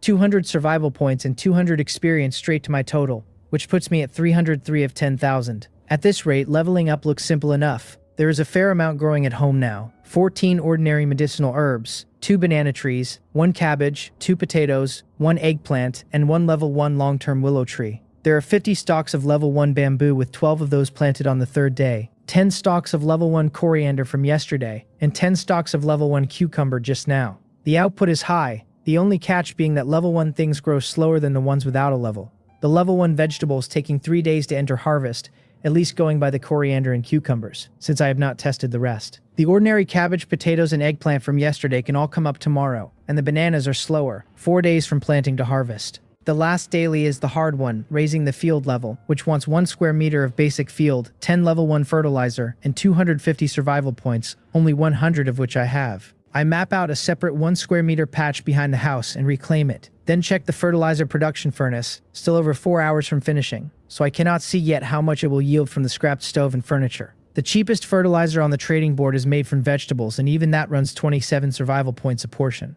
I decide to wait for the furnace and sort it out then, because it is already 1 in the afternoon, and if I dawdle any longer it could be dark before I am done. I put away the reclamation hoe, lift the little fox off my shoulder, and set it on the soil under Bamboo Jade's main body. I tell Jang Sang to stay there and not wander, that I am about to awaken my ability, and I hope it will not be too hard, because I cannot say whether the place will be safe after dark, and it would be very dangerous to lose consciousness then. I explain the whole situation to the fox, and ask Bamboo Jade to watch over it so nothing happens. With the leaves swaying and the cub's eager eyes on me from under the bamboo, I cross to the spot opposite the door, past the fire pit, and stop about 9 meters out. Too close might hurt the home. Too far would leave me worrying about the dark. And much as I want to finish early and wake early, I cannot promise how long an awakening takes. The panel tells me the ability awakening pill, lightning, is in use. The ability awakening now. This is not a pill to swallow. It folds into the body the moment I select it, and after I use it there is no first sensation, only the word awakening, with its little dots flickering on and on. No prompt at all. I wait over half a minute with nothing changing and decide to observe the situation myself, because my talent skill lets me observe every living creature, and my own body is a living creature too. I sit cross-legged, close my eyes, settle my spiritual power, and try to look at what is happening inside me, which I cannot do directly, so I have to start from the surface, push inward, and look from there the way I observe Bamboo Jade's roots. Pushing through the surface of my skin, I am struck at once by how many impurities sit on me, and as I pass the epidermis into the flesh, I confirm again that a human being is basically a dirty steamed bun. There is so much matter clogged in the flesh, and especially in the blood, genuinely filthy, and if it could be flushed out it would feel wonderful, but I can only barely see it, and cleaning and purifying are nowhere near within my reach. I work along little by little, epidermis to organs to flesh to bone, and still cannot find the part tied to the awakening. I rest when I tire and go on when I feel better, until somewhere along the way my anxious mood quietly turns into a kind of self-admiration. My liver is healthy. My lungs are surprisingly clean, my bones dense and strong, my muscle lines well-defined if not powerful, my blood vessels smooth with no buildup on the walls, my heart strong. I get rather addicted to praising myself from the inside out. A man can find a lot to like about himself if he goes looking at the right depth. Just as I am thinking I will rest and observe again if I cannot find it, I notice my heart skip a single beat, a pause. I beg my little heart not to start having problems, my spirit watching and my consciousness fretting, but I cut the worry short. I clearly see that the blood flowing out of my heart on the next beat carries some unusual substance, and as that special blood runs through me, the substance keeps seeping into every part of my body. I do not know what it is until I see faint lightning flickering across my skin, and invisible lightning linking through the air around me, and then I am sure this is the change my body goes through when an ability activates. Sensing the critical moment, I push my spiritual power deep again to check whether my organs can bear it, and there is no danger. But that also means my body has not gained much reinforcement, because spiritual power cannot do much to organs and cells that have no individual consciousness to respond to it. I send my spiritual power into my head and stare hard at my brain, trying to keep the change from damaging an already not-so-clever mind. The transforming substance causes no harm, but my spiritual power, pressing close again and again, sets off a tingling, numbing sensation instead. Such an intricate map of the body is not something I should be studying, and I can only hope I do not wake up an idiot. When too much of the transforming substance gathers in my head, my spiritual power has to retreat fast, and honestly let the change run its course. As my consciousness slides into a daze, the only thought I hold on to is that I do not want to become a mindless fool. My consciousness sleeps, then wakes feeling unable to control my body, and then, out of nowhere, a bolt of lightning strikes straight onto my consciousness body. I have been struck many times in the swamp where I dodged the strikes, but there it only caught my feet and legs. And this is different, the lightning wrapping my whole consciousness and turning it into a channel for the current. I plead with the god of thunder and the god of lightning for a break. Having been chased and struck by lightning all morning, miserable enough already. My consciousness body sighs and begs mercy and tries at the same time to keep itself from too much damage. The lightning flashing over its surface, the numb sore feeling lingering but no worse than that. I adapt to it quickly and start a new attempt, the feeling deeply uncomfortable but bearable, and I am not sure whether enduring longer is better or whether I should be doing something during the process. For instance, could my consciousness body try to absorb some of it, and if so, might it strengthen and transform my spiritual power as a bonus? The instant the thought appears, the consciousness body is already doing it, too fast to give me any chance to react, rubbing its hands together and pressing the circling lightning right into itself.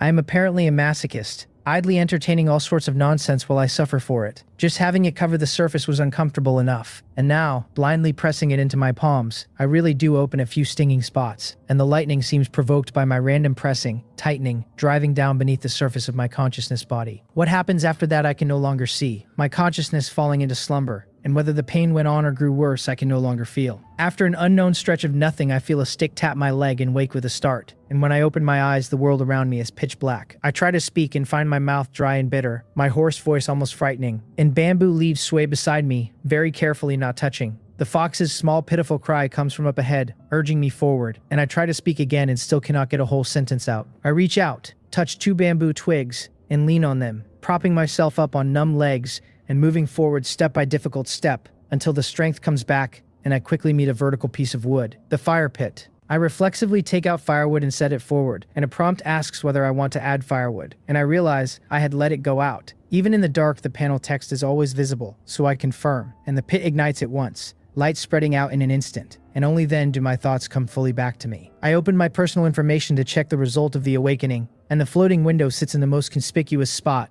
the whole record laid out in front of me. The ability awakening proceeded, reached basic completion, strengthened, second strengthening, third strengthening, then read an anomaly, a soul attribute mutation, the fusion successful, the soul attribute lightning, the mutation degree perfect. The ability awakening failed. The soul strengthening modification succeeded, and I obtained the innate attribute lightning. The awakening failed because the direction mutated midway, and the end result is an innate attribute riding on a soul modification. Soul, innate origin, mental inner sight already mine, the consciousness body already real, until it feels there is nothing left I cannot come to understand. And yet there is still a very strange feeling about all of it. I add more firewood, walk to the edge of the water pit, scoop a few mouthfuls, and drink slowly until my throat no longer burns. Then sit on the ground, lean against the bamboo and pat it, thanking it for the hard work. Bamboo Jade and Jiangsang had been watching me, only daring to come near once the lightning glow around me dissipated. I call Jiangsang over and tell it everything is fine now, that I can hold it again, and I pull the little fox that had been standing quietly beside me into my arms, lift it to the level of my face, and rub against it. I cannot call myself weak in every way anymore, because my soul has been strengthened, turning me from an ordinary man of little power or potential into someone who innately holds a special attribute, and the awakening brought a real jump in combat power besides. Once the modification began, my body strengthened several times over, point by point, for a total of 23 combat power. During the strengthening phase, my mental strength rose twice, 11 points the first time and 17 the second. And when the soul modification succeeded, it granted me another 100 all at once. That portion belonging to soul enhancement, whether it touches mental strength directly, still unclear. The failure and the success together completely ruined my gear and left me weak, but my combat power has gone from the previous 21 to 172, and the number is enough to fill me with a joy I cannot hold down. I know I cannot use the full extent of it yet, but once I learn to wield the power the lightning attribute brings, I will keep climbing. It is 23 minutes past 9 at night, still time to spare, so I remember the unfinished task and go check how much fertilizer the furnace has made. The fertilizer finished long ago and yielded well. 4 boxes full, exactly 4 portions of level 1 mutated fertilizer, the mutation tag from the toxins in the scrapped materials. I am still 6 short, and I can buy level 1 lean meat directly. 10 portions of meat to 1 of fertilizer, so 60 portions of meat cost 120 survival points. I load 40 in for completion in 40 minutes, since level 1 fertilizer takes only 10 minutes a portion now, the previous batch only taking 10 hours because of the toxins.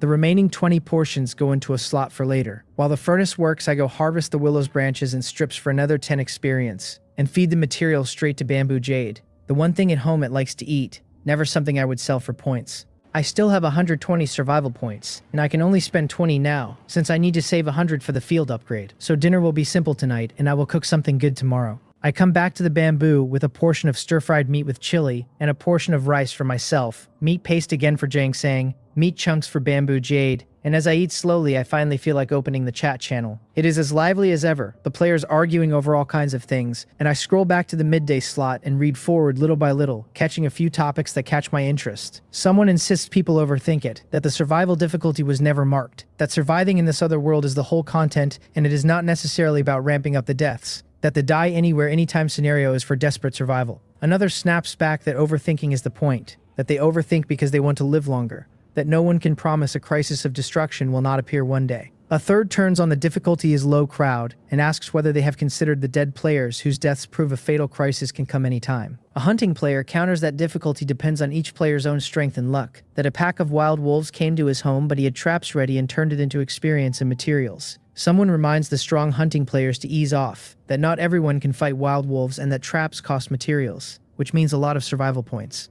Then a serious voice cuts through and asks whether anyone has noticed the difficulty has truly risen, that wild wolves used to come only at night to sneak close and steal food, but now show up even by day. Someone says wolves by day are normal, otherwise how would anyone hunt, and gets corrected that this is not about the hunting class, that in the first few days only the hunting class met wild animals by day. Another guesses the night beasts that were not killed simply hid nearby and now come out in daylight because they are starving. Someone offers proof that beasts do not despawn, that a deer ran into his home at dusk and he only chopped off part of its antler. And just now when he came out to dig a tree, the same deer charged out from the side and tried to ram him. I let the players go on about the difficulty being too low while I slowly stroke the fur of the fox, its belly round and bulging. Some of them really may not have meant any danger, but posting that sort of thing only irritates the ones who have. I tell Bamboo Jade that our place has plenty of danger, that even a single wild wolf I might not beat, that a whole pack came once. When it says our home is not very dangerous, I give it a helpless answer, because to me this is high-risk difficulty. It was only because Bamboo Jade stayed on guard and dug the traps for the wolf pack that we managed to keep the whole pack here. If we had not stopped them completely and a few had escaped, I would have become the pack's target for revenge the moment I went out by day, which is dangerous and a great deal of trouble.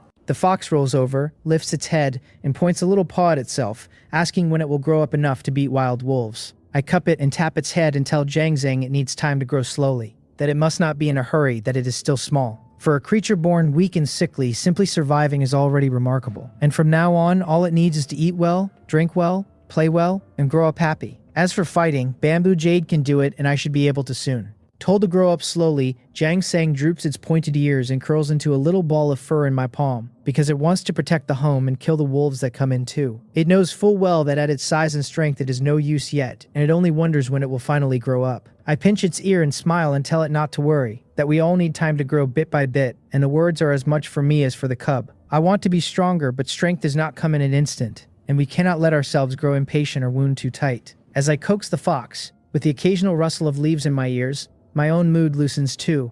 When the furnace finishes 4 portions of fertilizer, I load in 2 more and sit back down to wait. At 25 past 10, I stand beside the 1 standard meter field I reclaimed earlier and consume 4 portions of level 1 mutated fertilizer and 6 of the meat-made level 1 fertilizer to upgrade it. The upgrade completes and the panel reads it as a level 1 fertile high-quality field, fertilizer efficiency at full, with a slight mutation probability that came from the mutated fertilizer mixed in. There is nothing more to tell, only the wait to plant something and see what the mutation does. The 3rd mission is finally done, and I can sleep in peace, the survival points and the planting experience crediting, the daily gift pack landing in my slot. I almost forget the gift pack from the 2nd mission, the one I never opened because my mind was full of whether I could finish the 3rd. So I opened today's first, getting 50 survival points. Then take out the earlier one and open it too. A level 1 mutant cherry tree sapling, about 20 centimeters tall. That plot I meant to leave until tomorrow can be used right now. So I dig a hole, set the sapling in, and bury it. The planting crediting 10 experience. I build a ridge of soil around it and pour water inside, letting it drink its fill. And it can really drink. The first bucketful seeps in fast, the 4 wilted leaves still drooping, so I fetch another, and after 5 buckets the little leaves finally perk up a touch. I do not keep watering, deciding to check its condition first, and I sit and send my spiritual power into the soil. The root system is creeping outward, which is normal, but after a small portion grows out, some of the roots suddenly stop moving. When I bring my spiritual power close and inspect one stalled root, there is nothing wrong with the root itself, which means the trouble is in the soil. Sensing the surrounding soil over and over, I find some matter with an erosive effect right where the root tips touch. Thinking it through, this is likely the mutation part the land information mentioned, that if the root system does not grow, it will not absorb the stuff and the mutation will never appear. With a flicker of anticipation, I begin soothing that small section of root with my spiritual power, coaxing it to keep growing and to take in the very fertilizer it fears. The process is slow, but with bit-by-bit attempts and steady soothing and taming, the root finally eats the mutated fertilizer. I tell the sapling I have coaxed it a long while and it has at last started a new mutation. Lucky for me, my spiritual power has grown, or I could never have coaxed it at all. The sapling reads is mutating and is dehydrated at once, so I take up the wooden bucket again, shaking my tired head, fetching water back and forth, 12 buckets in a row before I stop. With its fill of water, the mutant cherry sapling finally begins to grow, and in a few minutes it shoots up from a tiny thing to over 10 meters tall. The panel reads it as a level 1 mutant cherry tree, a second mutation fruit tree, perennial production type, its fruit carrying a probability of special effects, in its growth stage harvest in 120 hours.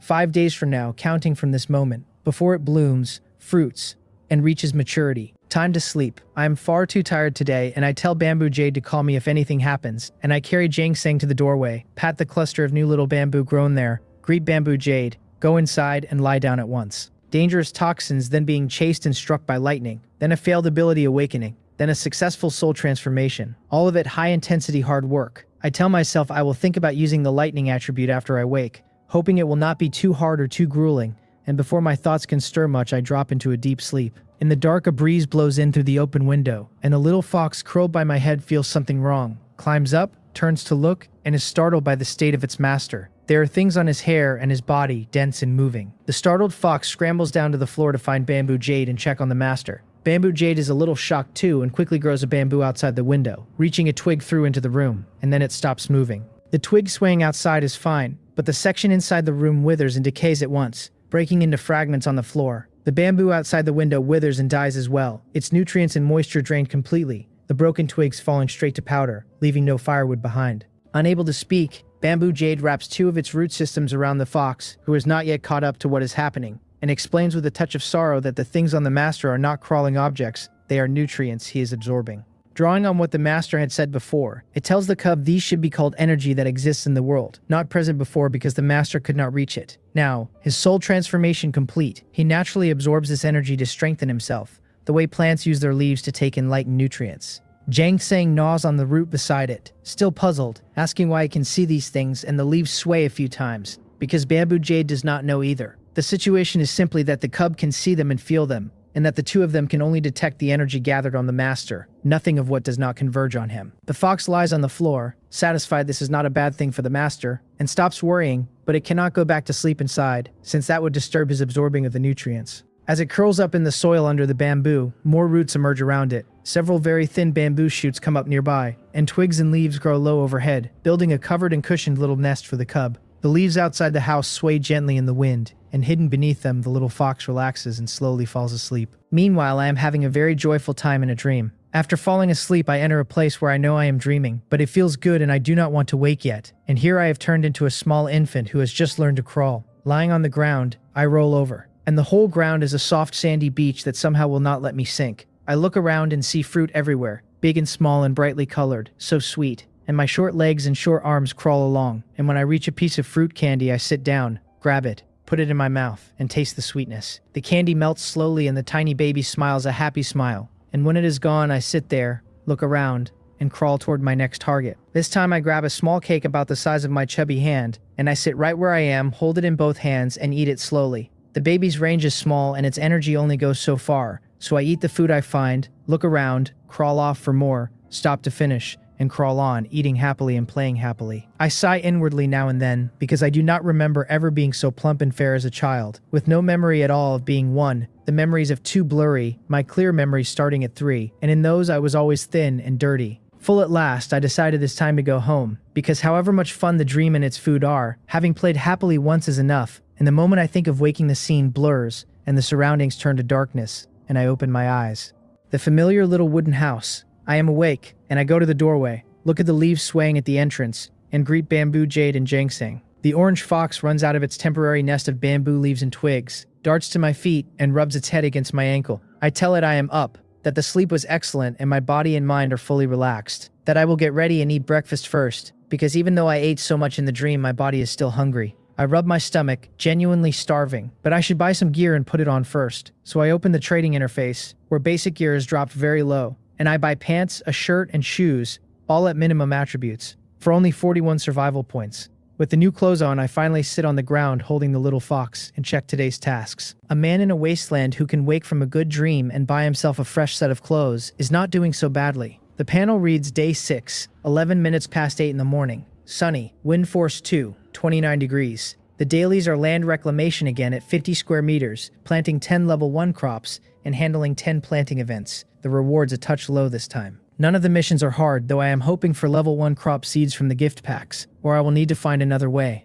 Beyond the 3 dailies, there is the planting profession random quest that refreshed yesterday, which scolds me that a planting player who actually cannot cultivate his own seeds is truly pathetic. Then it asks me to cultivate 100 portions of plantable level 1 seeds within 3 days. The reward, the right to build a breeding and seedling field. The countdown reads 39 hours and change, and cultivating my own plantable level 1 seeds will be genuinely hard, and the wording feels more and more like deliberate mockery the longer I stare at it. I will study that quest once I am done with the others. I look at my 59 survival points and still spend 20 on food, sitting beside the bamboo to eat breakfast with bamboo, jade, and ginseng. And I finish quickly and go check the crops. No planting events to handle yet this early. A glance at the chat channel shows nothing new, and I close it at once. On this new day, I have another trip into the minigame, and I wonder whether today's will be a little friendlier. And walking up to the portal, I touch it, and the content refreshes. The screen showing rolling mountains, woods, and houses of various styles. Today's minigame reads, Map, Leisurely Woods, Mode, Resource Search, Bonus, Random Treasure Chest. I hope leisurely truly means leisurely. I look at the name and the mode and feel skeptical that a survival minigame would actually hand a player a relaxed woodland, but I decide to go in and see, since I will only know once I am there. I turn back to say goodbye to Bamboo, Jade, and ginseng, tell them to wait for me at home, wave, and step through. The portal flashes, and the next moment I am standing in a place full of the scent of flowers and the singing of birds, and it really does look quite leisurely. I do not rush to move, only stand and take it in and remark on how beautiful the map is.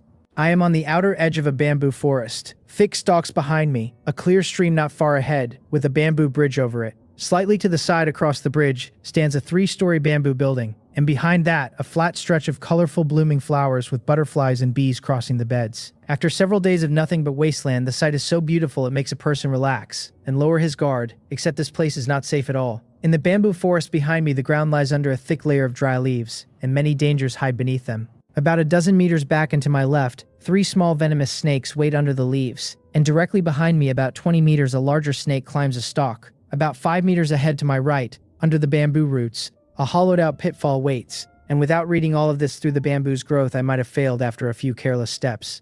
It all looks like beautiful scenery, and it is all hidden traps. I observe the surroundings again, skirt the underground traps, and walk out along a safe path to the little river. The bank is a rocky beach, the stones clean and rounded and piled in different colors like a landscape painting. Except some of those stones are snake eggs, some are aquatic creature eggs, and some are simply nests where insects or snakes live. I take 2 steps and pick up a dusty gray stone from between 2 water snake eggs, and the panel reads that I have picked up black iron ore, mini game points plus 10, the stone vanishing from my hand after 10 seconds with the points credited. That is the gameplay here. Search for resources, and once obtained the points are tallied. With the 10 points in, I carefully leave the bank and head for the bamboo bridge, which is not itself dangerous, only the aquatic creatures in the water below.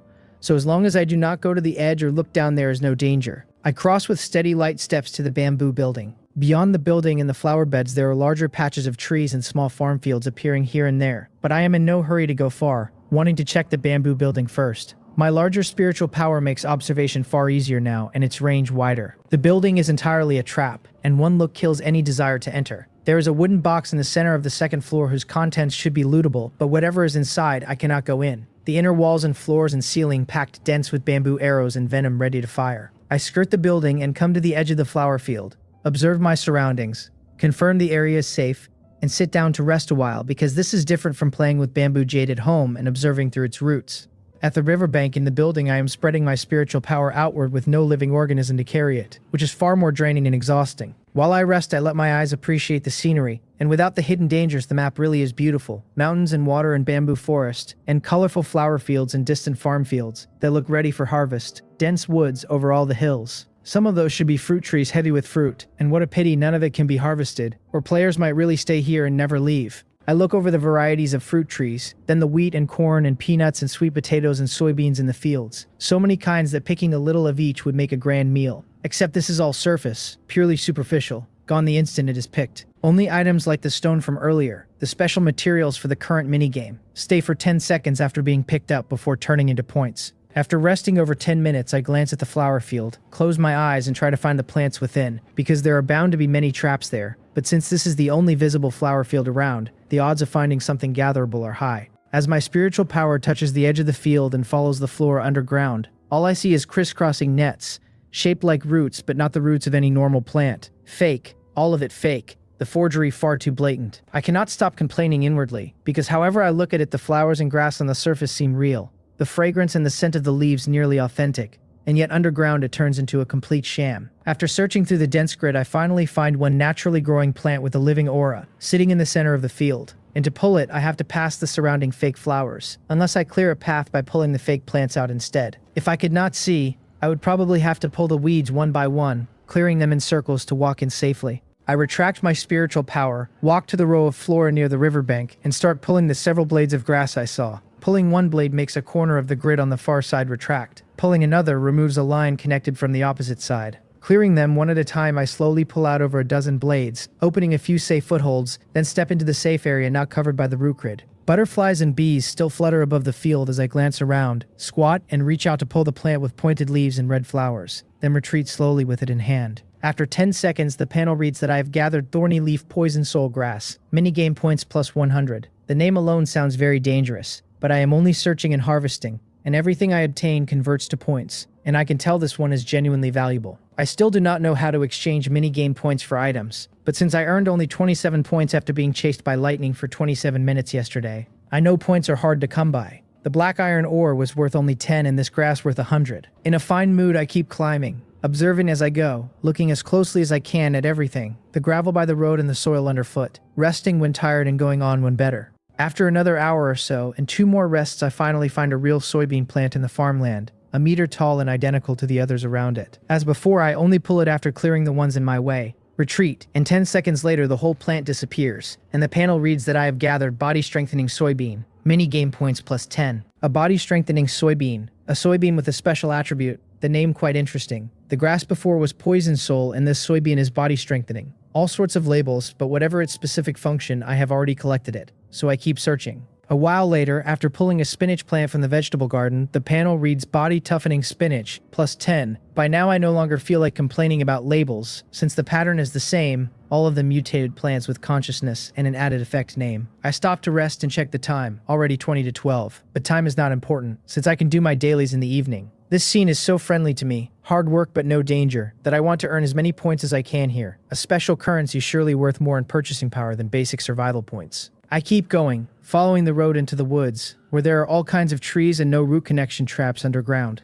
But the woods hold plenty of dangers of their own. Large branches that would break if approached, beehives hanging precariously, venomous snakes behind branches and leaves, pitfall traps on the ground, poisonous grass, plants that cut or cling, snakes and insects that could be anywhere. So dangerous, and without special abilities I might only learn some of the reasons after failing and being thrown out. I wind my way through, treating this forest that looks clean and clear to the naked eye like a maze, turning and turning, and it takes 2 hours to make it out, and I gain nothing at all in there. Finally out, I stand and look back at the lush green, which from here still looks peaceful and beautiful, and I walk a few steps into the sunlight and find a large rock by the road to sit on and rest. A path leads down the mountain ahead, wild grass on the slopes to either side, a clear stream at the foot, and beside the river a very crude little wooden hut with a small white flag on its roof reading sail. The distance is still a bit far for my spiritual power to reach, so I cannot tell whether it is a trap or a real little shop. I rest nearly half an hour this time until the fatigue fades, and only a little hunger is left, then head down. I check the wild grass slopes one by one and find nothing, but at the riverbank I find a piece of fine iron ore for another 10 points, putting me at 167. The panel reads that I have discovered the shop for the first time,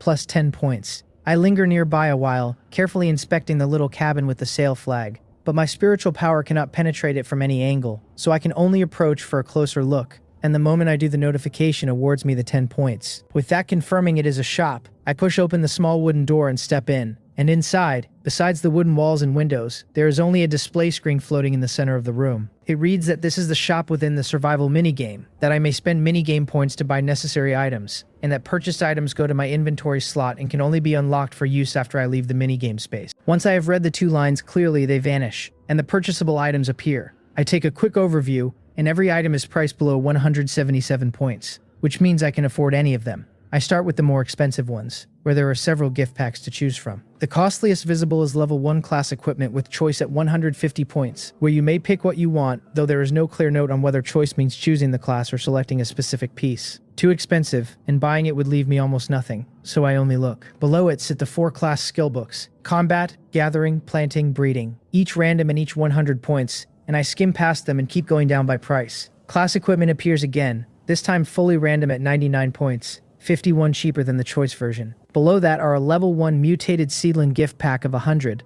both 90 points. Skipping the hunting and gathering items, I reach the planting and breeding sections. 100 seeds or seedlings randomized on opening, 90 points a pack, which works out to under a point apiece, so these points really are valuable. I keep looking, the player equipment filling dozens of pages from 90 points down to 60, each piece carrying a special attribute. Some raise damage, some give high defense, some hide one's presence, some restore physical or mental energy, some even raise affinity with animals or plants. A wide variety almost never seen on the player trading interface. They are good, but not what I need most right now, so I pass. Then I see something that interests me. A pet egg. Random. Each player limited to 150 points, and I buy it on site, the points dropping to 127.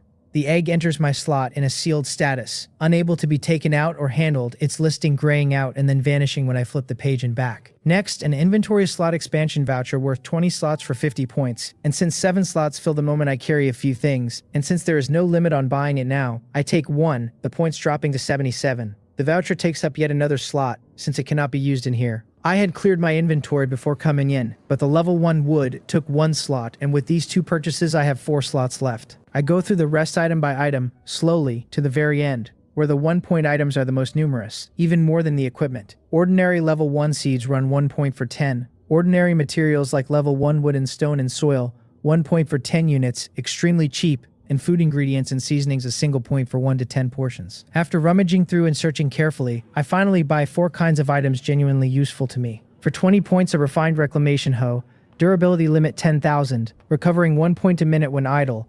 Given that I use it an hour or 2 a day and rest over 20, I almost never have to worry about its durability. I spend another 20 on a seedling nursery large pot, which comes with its own highly fertile soil that speeds the maturing of planted crops, and has a chance to produce seeds, the fertility needing topping up by hand once it is consumed. This is for my quest to cultivate 100 portions of seeds in the next day and a half. Very important, since it decides whether I can raise my own seedlings and seeds going forward. With the points left, I spend 17 on level 1 vegetable seeds, 170 in all, and the last 20 on level 1 fruit tree seedlings. 200 in all ordinary level 1.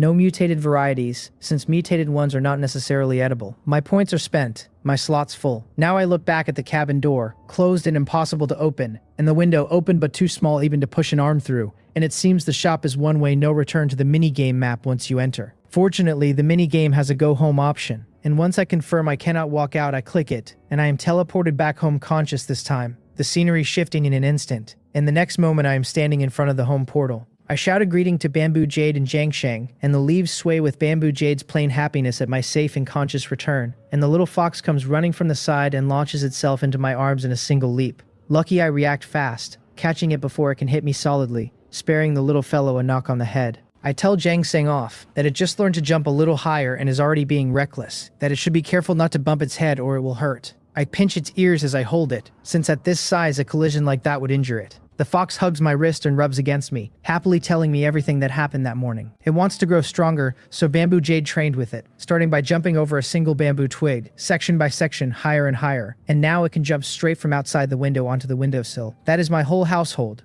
A bamboo that grows weapons, and a fox learning to clear a windowsill. I will take it. The minigame record reads, Leisurely Forest. Resource search, the points showing 27 carried over, 140 from material search, 10 from special discovery, 177 spent on items. The rewards obtained section keeps a record of everything I have ever received and lists them all without quantities. There is the ability awakening pill lightning, the random pet egg, the inventory slot expansion voucher, the refined reclamation hoe, the large seedling and breeding pot, the level 1 vegetable seeds, the level 1 fruit tree saplings. This should hold me a while, and adding 20 slots at once is such a great value. I use the voucher first, watch 2 rows of slots appear instantly, and feel my mood keep climbing. Now 27 slots arranged in rows of 10. Then I take out the large seedling and breeding pot, a square wooden pot 2 meters by 2 and a meter high. The soil inside so black it glistens with oil. It reads as a level 1 large seedling and breeding pot. Fertility full at 10,000. Able to plant level 1 and below crops. The planted crops carrying a very high probability of producing seeds or saplings. As long as the level does not exceed the limit, I can plant whatever I want. But with its size limited, I do not plan to grow anything large in it. I open my inventory, take out 1 level 1 vegetable seed, and plant it near the edge. The purchased seeds showing no species until planted. Like random seeds, the only certainty being that the range is narrowed to vegetables. It plants as level 1 spinach, 10 experience credited. Reading as germination stage, harvestable in 24 hours. The seeds harvestable instead if I leave it past that. I am not sure how many seeds a single spinach plant yields, since this is not the world of the past, and much of it cannot be reckoned by old common sense, so I keep taking out vegetable seeds and digging small holes nearby. 1 plants as level 1 bitter gourd, germination stage, vegetables in 48 hours, seeds a day past that, the growth period a day longer than spinach but the same pattern after. I leave the long growth ones aside for now and keep planting, wanting more that mature in a single day, since my time for the quest is short. Along the 2-meter edge I plant 5 per row, nearly half a meter apart. 5 rows, 25 vegetables in all. There are 3 level 1 spinach, 2 level 1 cilantro, 2 level 1 lettuce, and 1 level 1 bitter chicory, all of them with vegetables in a day and seeds in 2. The 2-day ones are the most numerous: 2 bitter gourds, 3 cucumbers, 3 green beans, 3 potatoes, 1 cauliflower, 2 winter melons, 1 eggplant, 1 chili pepper, 1 tomato. I tell myself not to worry about the long ones, that right now I need a way to speed up the 2-day ones so they grow faster, and looking at them I feel the next part is the key. This high fertility pot cannot be hurried with ordinary fertilizer, but I might make the roots better absorb the existing fertility to accelerate growth, or I could buy fast-acting fertilizer made just for that, which I cannot afford. I searched it right after planting,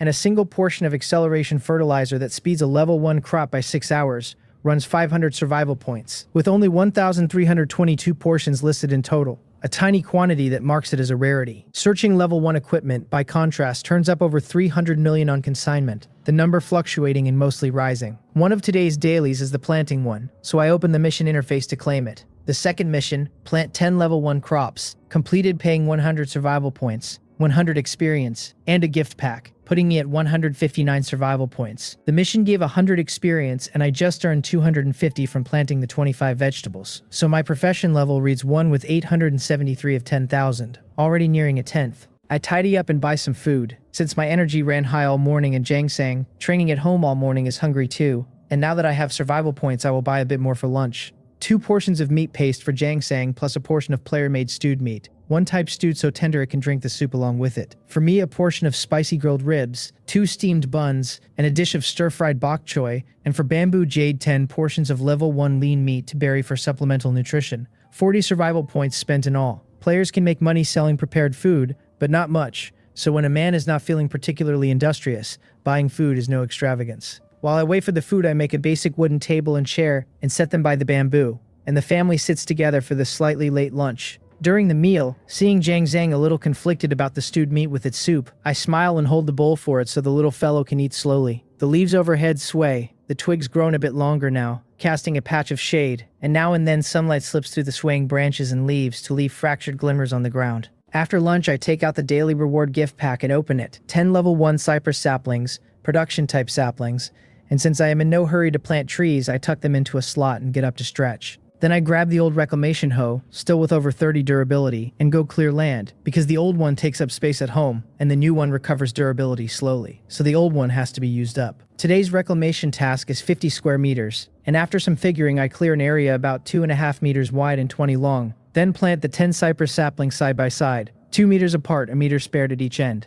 I cannot say whether the spacing suits a cypress, since there is no attribute size reference yet, so I plant them as I please. The reclamation task pays 50 survival points, 50 experience, and a gift pack, the 10 trees adding another 100 experience. My total now 1,023, and the gift pack gives nothing good, only 50 survival points. Only the third task is left, handling 10 planting events. First I look for the ones showing they need water and water them, handling 4 random events. Then the ones with weeds growing and clear them, handling another 2, and that leaves me 6 found and 4 short. There are no more, so now it is my turn to make some events. I pat Bamboo Jade, who is poking my head with a twig, greet it, and prepare to start my seedling cultivation and breeding, having earlier set a wooden bucket to make along with the table and chairs. I go get that bucket, use the old one whose durability is nearly gone as well, and fetch 2 buckets of water into a slot first. Zhang Zhang follows at my feet, walking with me the whole time, and when I suddenly pick it up it widens its eyes and rubs against my fingers. I tell it I nearly forgot we still have a little one not yet hatched, that I am weighing whether to hatch it on the bed or slowly under the tree, and I ask Bamboo Jade whether it wants to take care of the unhatched one.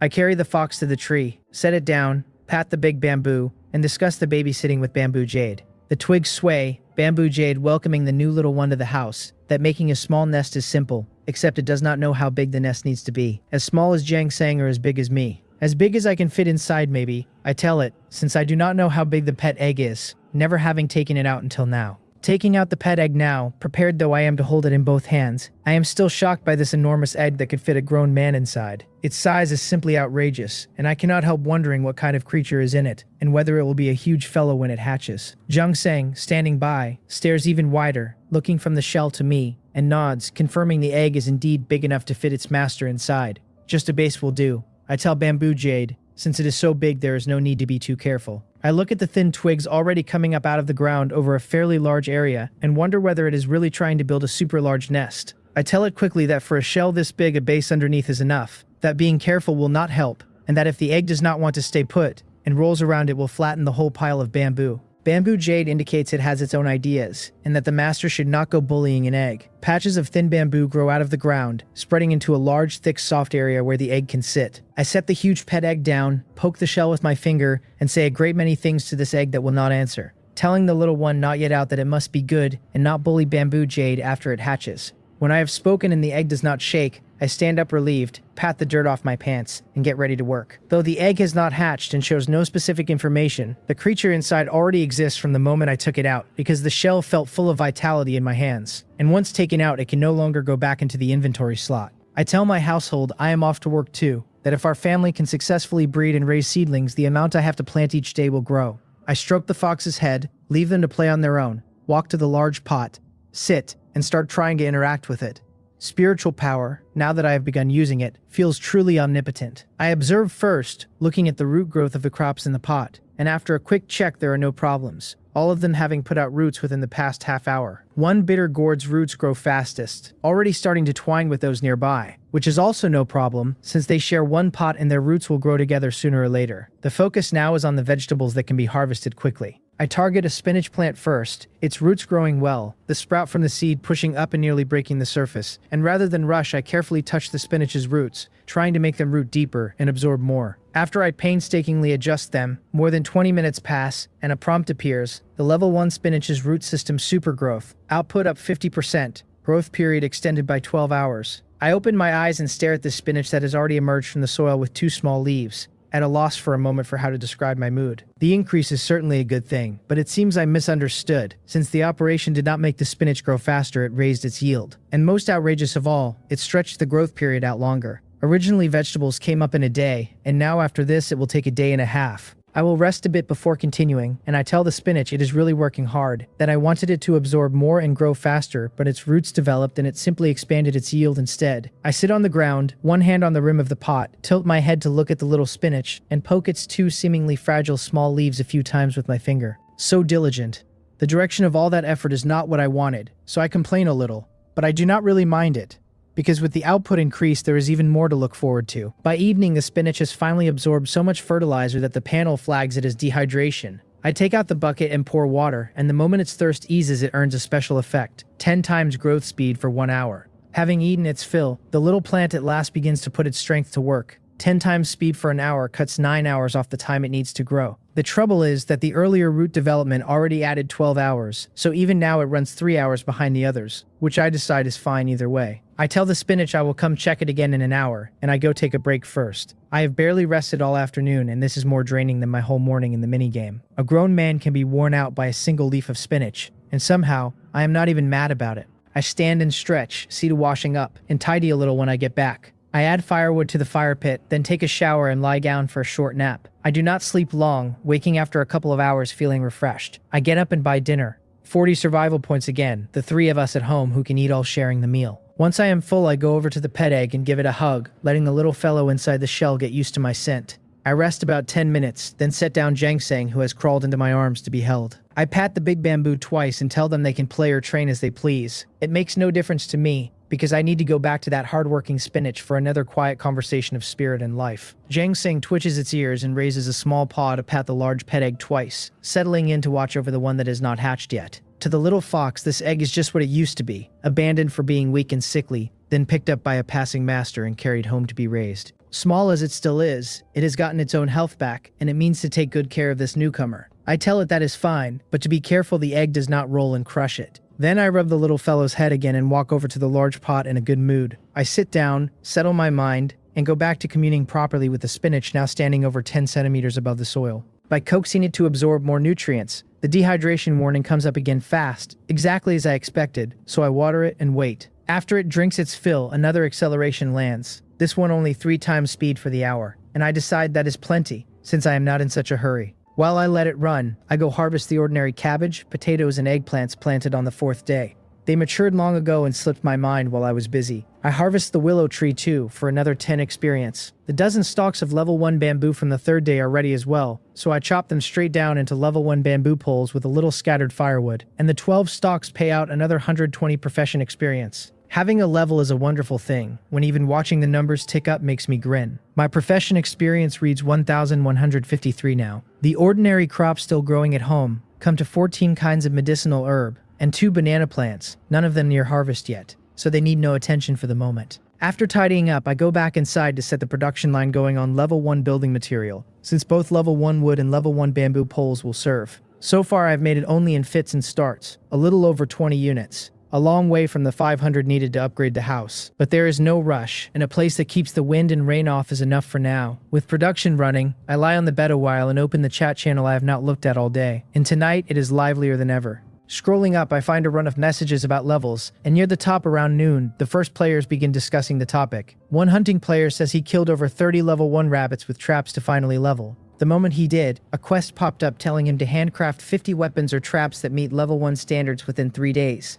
A gathering player says she got hers the same way, gathering from a freshly spawned farm field, and now must manually process 200 units of raw material into level 1 semi-finished goods. Another gathering player, still short of his own level, asks whether slicing level 1 bamboo and weaving baskets by hand would count. Someone advises the hunting players to dig a big pit, stake sharpened bamboo at the bottom, and cover the top. Someone else shoots that down, saying level 1 materials only ever make a basic trap, never a level 1-1. Unless you load it with more destructive parts, maybe add poison, and stack it up that way. These go back and forth through the noon hour with a steady undertow of players cursing the show-offs and the criers for help, which I skip past. Around 3, the hunting player who reached level 1 comes back to report that he has indeed crafted a level 1 trap now. But the quest is impossible. That single trap cost his whole fortune in materials, over 1,300 survival points, and took 2 hours. Hunting players kill enough to earn plenty of survival points, but this quest eats even more than that. Around 5, the gathering player returns to say she has given up too. The level 1 bamboo she bought to practice all turned to firewood under her hand, and the baskets she wove came out as finished products, never the semi-finished material the quest wants, and her hands and arms are covered in cuts. Her avatar even updated to show her with a bamboo basket on her head and bloodied scars on her hands, the whole thing a small pitiful tableau. So this is what the planting random quest really is, a deliberate cruelty dressed up as a chore. Sometime later, a player posts the details of a level 1 bamboo slice. Clicking through shows it is a player-crafted semi-finished good, usable only for handmade finished products, never at the crafting bench, the manual goods carrying a special tag of their own. After that, the cursing resumes, mixed with people begging to know exactly how the cut is made, since by now most players agree the profession random quests are not random at all, that every gathering player will face this same one in turn. The answer comes back simple enough. Keep your hands steady and take a big bamboo all the way through in one stroke. The player adds that he forged his own cutting knife too, and posts its information, a level 1 cutting knife, sharp and resilient, with no durability listed at all. I look at it and feel a small shock, because there are forging traces on the blade that none of the knives on the trading interface ever show. The hand-forged one feels far more real, the back about half a centimeter thick, the blade narrow, the handle wrapped in rope twisted from some plant. I stare at the handle a moment and search what crude hemp looks like before I understand that it is hemp, the kind that grows as single plants. The player must have stripped the raw fiber by hand and twisted the rest into rope. Unkempt as the figure in the photo looks, he seems fairly young, and to do all this from raw material is genuinely impressive. Flipping further, plenty of players are shouting for the knife to be put up for sale, and a bidding war even starts, one offer reaching 600 survival points. But the maker never speaks up again, either busy or out of daily messages, and no one mentions seeing it listed. The rest is mostly lament and envy, a few people announcing they leveled or finished their quests. A little of everything and not much worth keeping. Once I have scrolled this far, I find nothing else that needs my attention. Others can already forge knives by hand, which means I really ought to study my lightning attribute properly. But that quest can wait one more day while I finish this one, because breeding my own seeds and seedlings is too important to let slip. I close the chat, look at my own palm, still unwilling to give up that reward, and get up to stand at the crafting bench, keeping the level 1 building material going. Once my existing stock runs out, I spend another 165 survival points on 300 units of level 1 wood. The floor price for it is now pushed all the way down to a little over half a survival point apiece. 300 units only make 100 building materials, but it is the cheapest thing going, so I will just keep at it. When the spinach acceleration ends, I head back outside to the big pot, where its tallest leaf has reached nearly 30 centimeters, and I sit against the rim and keep coaxing it to feed. My control over spiritual power keeps improving, and before long the spinach, having taken in enough, runs dry again. I water it and hope for a higher multiplier this time, since I doubt this single plant alone will clear the quota. The panel rewards me an 8 times growth speed for the hour. A good roll. Tired in the head as I am, my mood is so high I do not even want to go back inside to lie down. So I scoop up the little fox, who is practicing walking a straight line along a bamboo twig, and settle against the big pet egg to rest instead. The bamboo leaves give no buff at all, but lying there breathing in the fresh bamboo smell, I close my eyes and drop off fast. After more than an hour, an itch on my face wakes me, Jongsang pressing its head to my cheek and rubbing the tips of its ears against me, telling me the plant I have been staring at all day is wilting a little. I draw a bucket of water from the puddle and hurry to the rim of the big pot, where this time I do not even need to coax it, since it has fed itself to dehydration out of pure habit. With water and fertilizer to spare, the spinach has worked itself ragged growing. No sunlight at all. It has put in so much effort that I no longer dare push it. I tell it that is enough, that I will only water it when it is thirsty from here, and try to let it live to see tomorrow's sun. Still I worry, because its acceleration is out of my hands now, another 10 times hour already ticking, and without sun I cannot say what the yield will be or whether it can set plantable seeds without pollination. But worrying changes nothing, since if I stop watering it will simply die of thirst, so I leave it be. I remember today's third mission and hurry to claim the reward, 100 survival points and 100 experience from the mission and another 100 survival points from the bundle. A man who can be kept up all night fretting over whether a vegetable will get enough sun is, I suspect, exactly where he is meant to be. I will not bother sleeping tonight, I decide. So I sit straight down beside another of the spinach plants. There are 3 in all, though I cannot tend the last one yet, since at my current spiritual power I can only coax them one at a time. Past midnight, I check the daily mission interface and confirm I no longer need to worry about whether spinach wants sunlight, because there will be no sun at all today. Light rain, wind force 4, 27 degrees. As it happens, the accelerated spinach has grown a flower stalk over a meter tall, only a few small leaves on it and a dense cluster of flower buds, some already opening fast, and my whole attention narrows onto it. I open the trading interface, spend 15 survival points on a large bamboo umbrella, open it and fix it upright with several bamboo twigs jabbed into the ground, sheltering the blooming plant from the rain. I turn back to tell Bamboo Jade to look after Jangsang and the pet egg, since I need to give everything I have to pollinating these flowers. Then I lock my spiritual power onto the blossoms to tell Stamen from Pistil. The flowers open quickly, so while I sort them, I also have to pluck the stamen and dust the pistil fast. I am so focused that the light rain pattering down on me does not even register. The instant the pollination is finished, a terrible headache hits me, a tide of exhaustion spreading like my skull is about to split. But I tell myself to hold on a little longer, since it is setting seed now, and I need to cull the unhealthy ones so the strong seeds survive. I lean on the edge of the pot, head down, spiritual power still locked on the fruiting, ready to clip off any deformed or stunted pods. It turns out the pollination was so precise that every cluster grows in healthy and robust. The whole plant well fed and well watered, showing no strain at all through seed development. Watching is not physically hard, but I have not rested either. Around 2 in the morning, the accelerated spinach finally reaches the seed harvest stage, its leaves yellowed and withered, the thick flower stalk no longer able to draw water or nutrients. The best grown plant now heading toward death. The seeds have browned along with the drying pods, and I tell myself it is harvest time and I only hope the count is not too small. I prop my numb head on one hand, find a winnowing basket in the trading interface, and buy it for 18 survival points. Then I stand and hold it beside the plant while I slowly press the stalk down into it with my other hand. Only once I am sure no seeds on the flower stalk can fall outside do I grip the spinach root and pull it from the pot. It comes away with the gentlest tug, the once largest root system in the whole pot now just a small unrotted stub. With the umbrella in one hand and the basket in the other, I carry it inside. There is no display telling me the count, and worse, harvesting it by hand grants no experience at all, which makes me wonder whether purely manual harvesting simply does not register. Dizzy as I am, I push on, meaning to gather every seed first and worry about the missing experience after. I set the basket on the idle crafting bench like a table and rub the plant between both hands until the seeds and debris fall loose. Once the stalk is bare, I store it and keep working the basket, prying open the tiny pods one at a time, slow and fiddly, picking each seed out by hand and confirming it is viable before tucking it into a slot. 1, 2, 3. The small brown seeds pile up in a single slot and keep climbing. When I finally reach the total, I cannot believe it. 242 seeds from one plant. Busy pollinating, I never spared a thought for the count. And now, picking through them and storing only the live ones, I get happier the longer I go, because these are all level 1 seeds, and this is a small fortune. The quest that scolded me for being a planting player who cannot raise his own seeds reads complete the moment the count passes 100. Its 3-day timer vanishes, and the construction of a breeding and seedling field unlocks, with a note that I can check the requirements for special fields myself. The mission done, I feel I can finally sleep. As for why hand harvest gave no experience,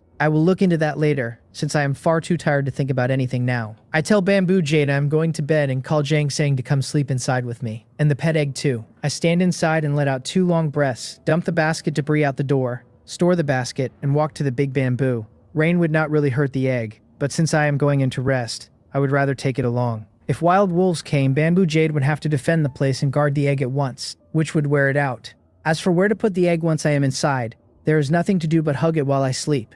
And large as it looks, it is not actually heavy, so I will just get more familiar with the little one inside ahead of time. I tell the egg to sleep, that I will not let it fall, then I carry it in, set it on the bed, and put the little fox up near my head. Tired and heavy-lidded, I lie down with one hand resting on the shell, slip under the covers, hug the egg close, and fall asleep at once. Jang Sang lies at the head of the bed, tilting its little head, looking from the egg to its sleeping master, and feeling conflicted, since such a huge egg pressing down on him surely cannot be safe. It watches and watches as the time slides by, and at last sleepiness wins and the little fox curls up and drifts off. In its dream it hears a faint creaking, and a startled cry pulls its head around to find the egg covered in cracks and shaking, the sight standing its fur on end. It scoots up against Ye-chan's face, retracts its claws and pushes at his cheek with a fuzzy paw again and again, but no matter how hard it pushes, it cannot wake him. When it tries to shove the egg instead, its paw passes clean through where the egg should be, and the alarmed little fox leaps down, runs out the door, and goes to find Bamboo Jade for help.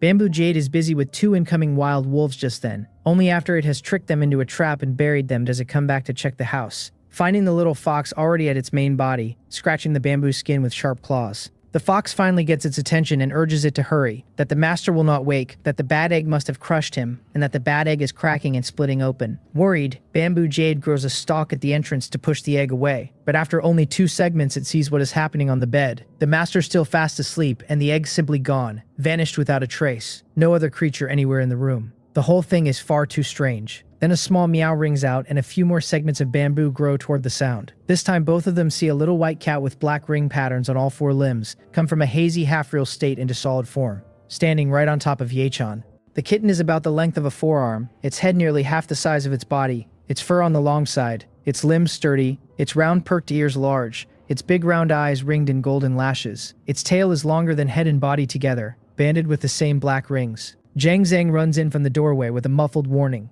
telling the villain to get away from the master. The kitten only tilts its head, looks from the fox to the trembling bamboo, lowers its head as if wronged, and curls into a ball, because leaving the master is the one thing it absolutely will not do. The bamboo twig shakes, Bamboo Jade asking the kitten to come out and talk and not disturb the resting master. The kitten looks up, shakes its head, hops off the bed, and totters out. As it reaches the little fox, it lays a front paw on the fox's head and smiles until its whiskers tremble, thinking this little dot has quite a temper but is silly. The foolish thing saw for itself that fox claws could not even touch the egg and so could never have crushed anyone. And the master sleeps so deeply only from exhaustion. Though it did not hatch until now, it knew everything happening outside. How the master pushed his spiritual power to its limit, again and again, and rested only briefly each time before pressing on. And it grieves a little for how hard he works. The little fox glares, indignant that this cat that came later already throws its size around to pin him down and bully him. The kitten only smiles wider, finding the pitiful little fox so very obedient, deciding that whatever the master likes, it likes too. Then it lifts its paw off the fox's head and sees that the fox is already wet from the rain. It pushes him back into the house, reminding him that ordinary little foxes should not get rained on, since if he falls sick the master will worry, calling him an idiot fox all the while. Bamboo Jade withers the segment of bamboo at the door, lets it crumble, and uses the cluster of small bamboo beside the house to ask the newcomer whether the master is truly alright in this state. The white cat circles twice outside in the rain, the drops passing straight through it back into that hazy state, then jumps back inside in high spirits past the wide-eyed stunned little fox. It explains that the master is only tired and sleepy and resting, that he cannot be woken now and will wake naturally once he has rested enough. A bamboo that digs graves for wolves, and a fox that worries itself sick, and now a cat that walks through rain. This is my whole strange little household. Then the kitten remembers it never introduced itself, so it circles the fox twice on purpose, stops in the doorway, and tells them the master gave it a name in his dream, that it is Moon Profound, the spirit-eating beast. Jang Sang tilts its head, ears twitching, completely lost, and asks what a spirit-eating beast even is, and how the master asleep could have named it in a dream, deciding it must have disturbed his rest. Moon Profound blinks and tilts its head right back, saying it only went to check on the master after he fell asleep, and his consciousness happened to notice it and give it a name. Then it declares that a spirit-eating beast is a beast that eats spiritual energy, calling the fox stupid and telling it to stop asking foolish questions. Jang Sang does not understand but stops asking, lying down a little dejected on the floor, eyes turned up to study this cat that does not seem like a cat at all. Moon Profound watches the fox act spoiled, scratches its own ear twice, blinks its round eyes, and walks over with a touch of helplessness to grab the scruff of the fox's neck and jump back up to the head of the bed. It sets the little dot beside the master's head, pats it once with a paw, then hops down and goes outside to talk with the bamboo. It asks whether a few wolves were just killed near the house, since the bamboo eats meat and it wants to see whether the two wolves have any spiritual energy left. A spirit-eating beast does not only eat spiritual energy there is. I wake to a small furball nibbling my ear and raise a hand to grab the little fellow and rub its head, since this little dot, finding I would not stir, has gone straight to biting me. I really did sleep a long while, the rain still pattering outside. Jang Sang cannot be bothered to play now and points its paws at the window, urging me to come look, since strange things have arrived. Bamboo Jade and Moon Profound are watching them, while the fox, having no combat power, got flicked back to the doorway with a little bamboo twig.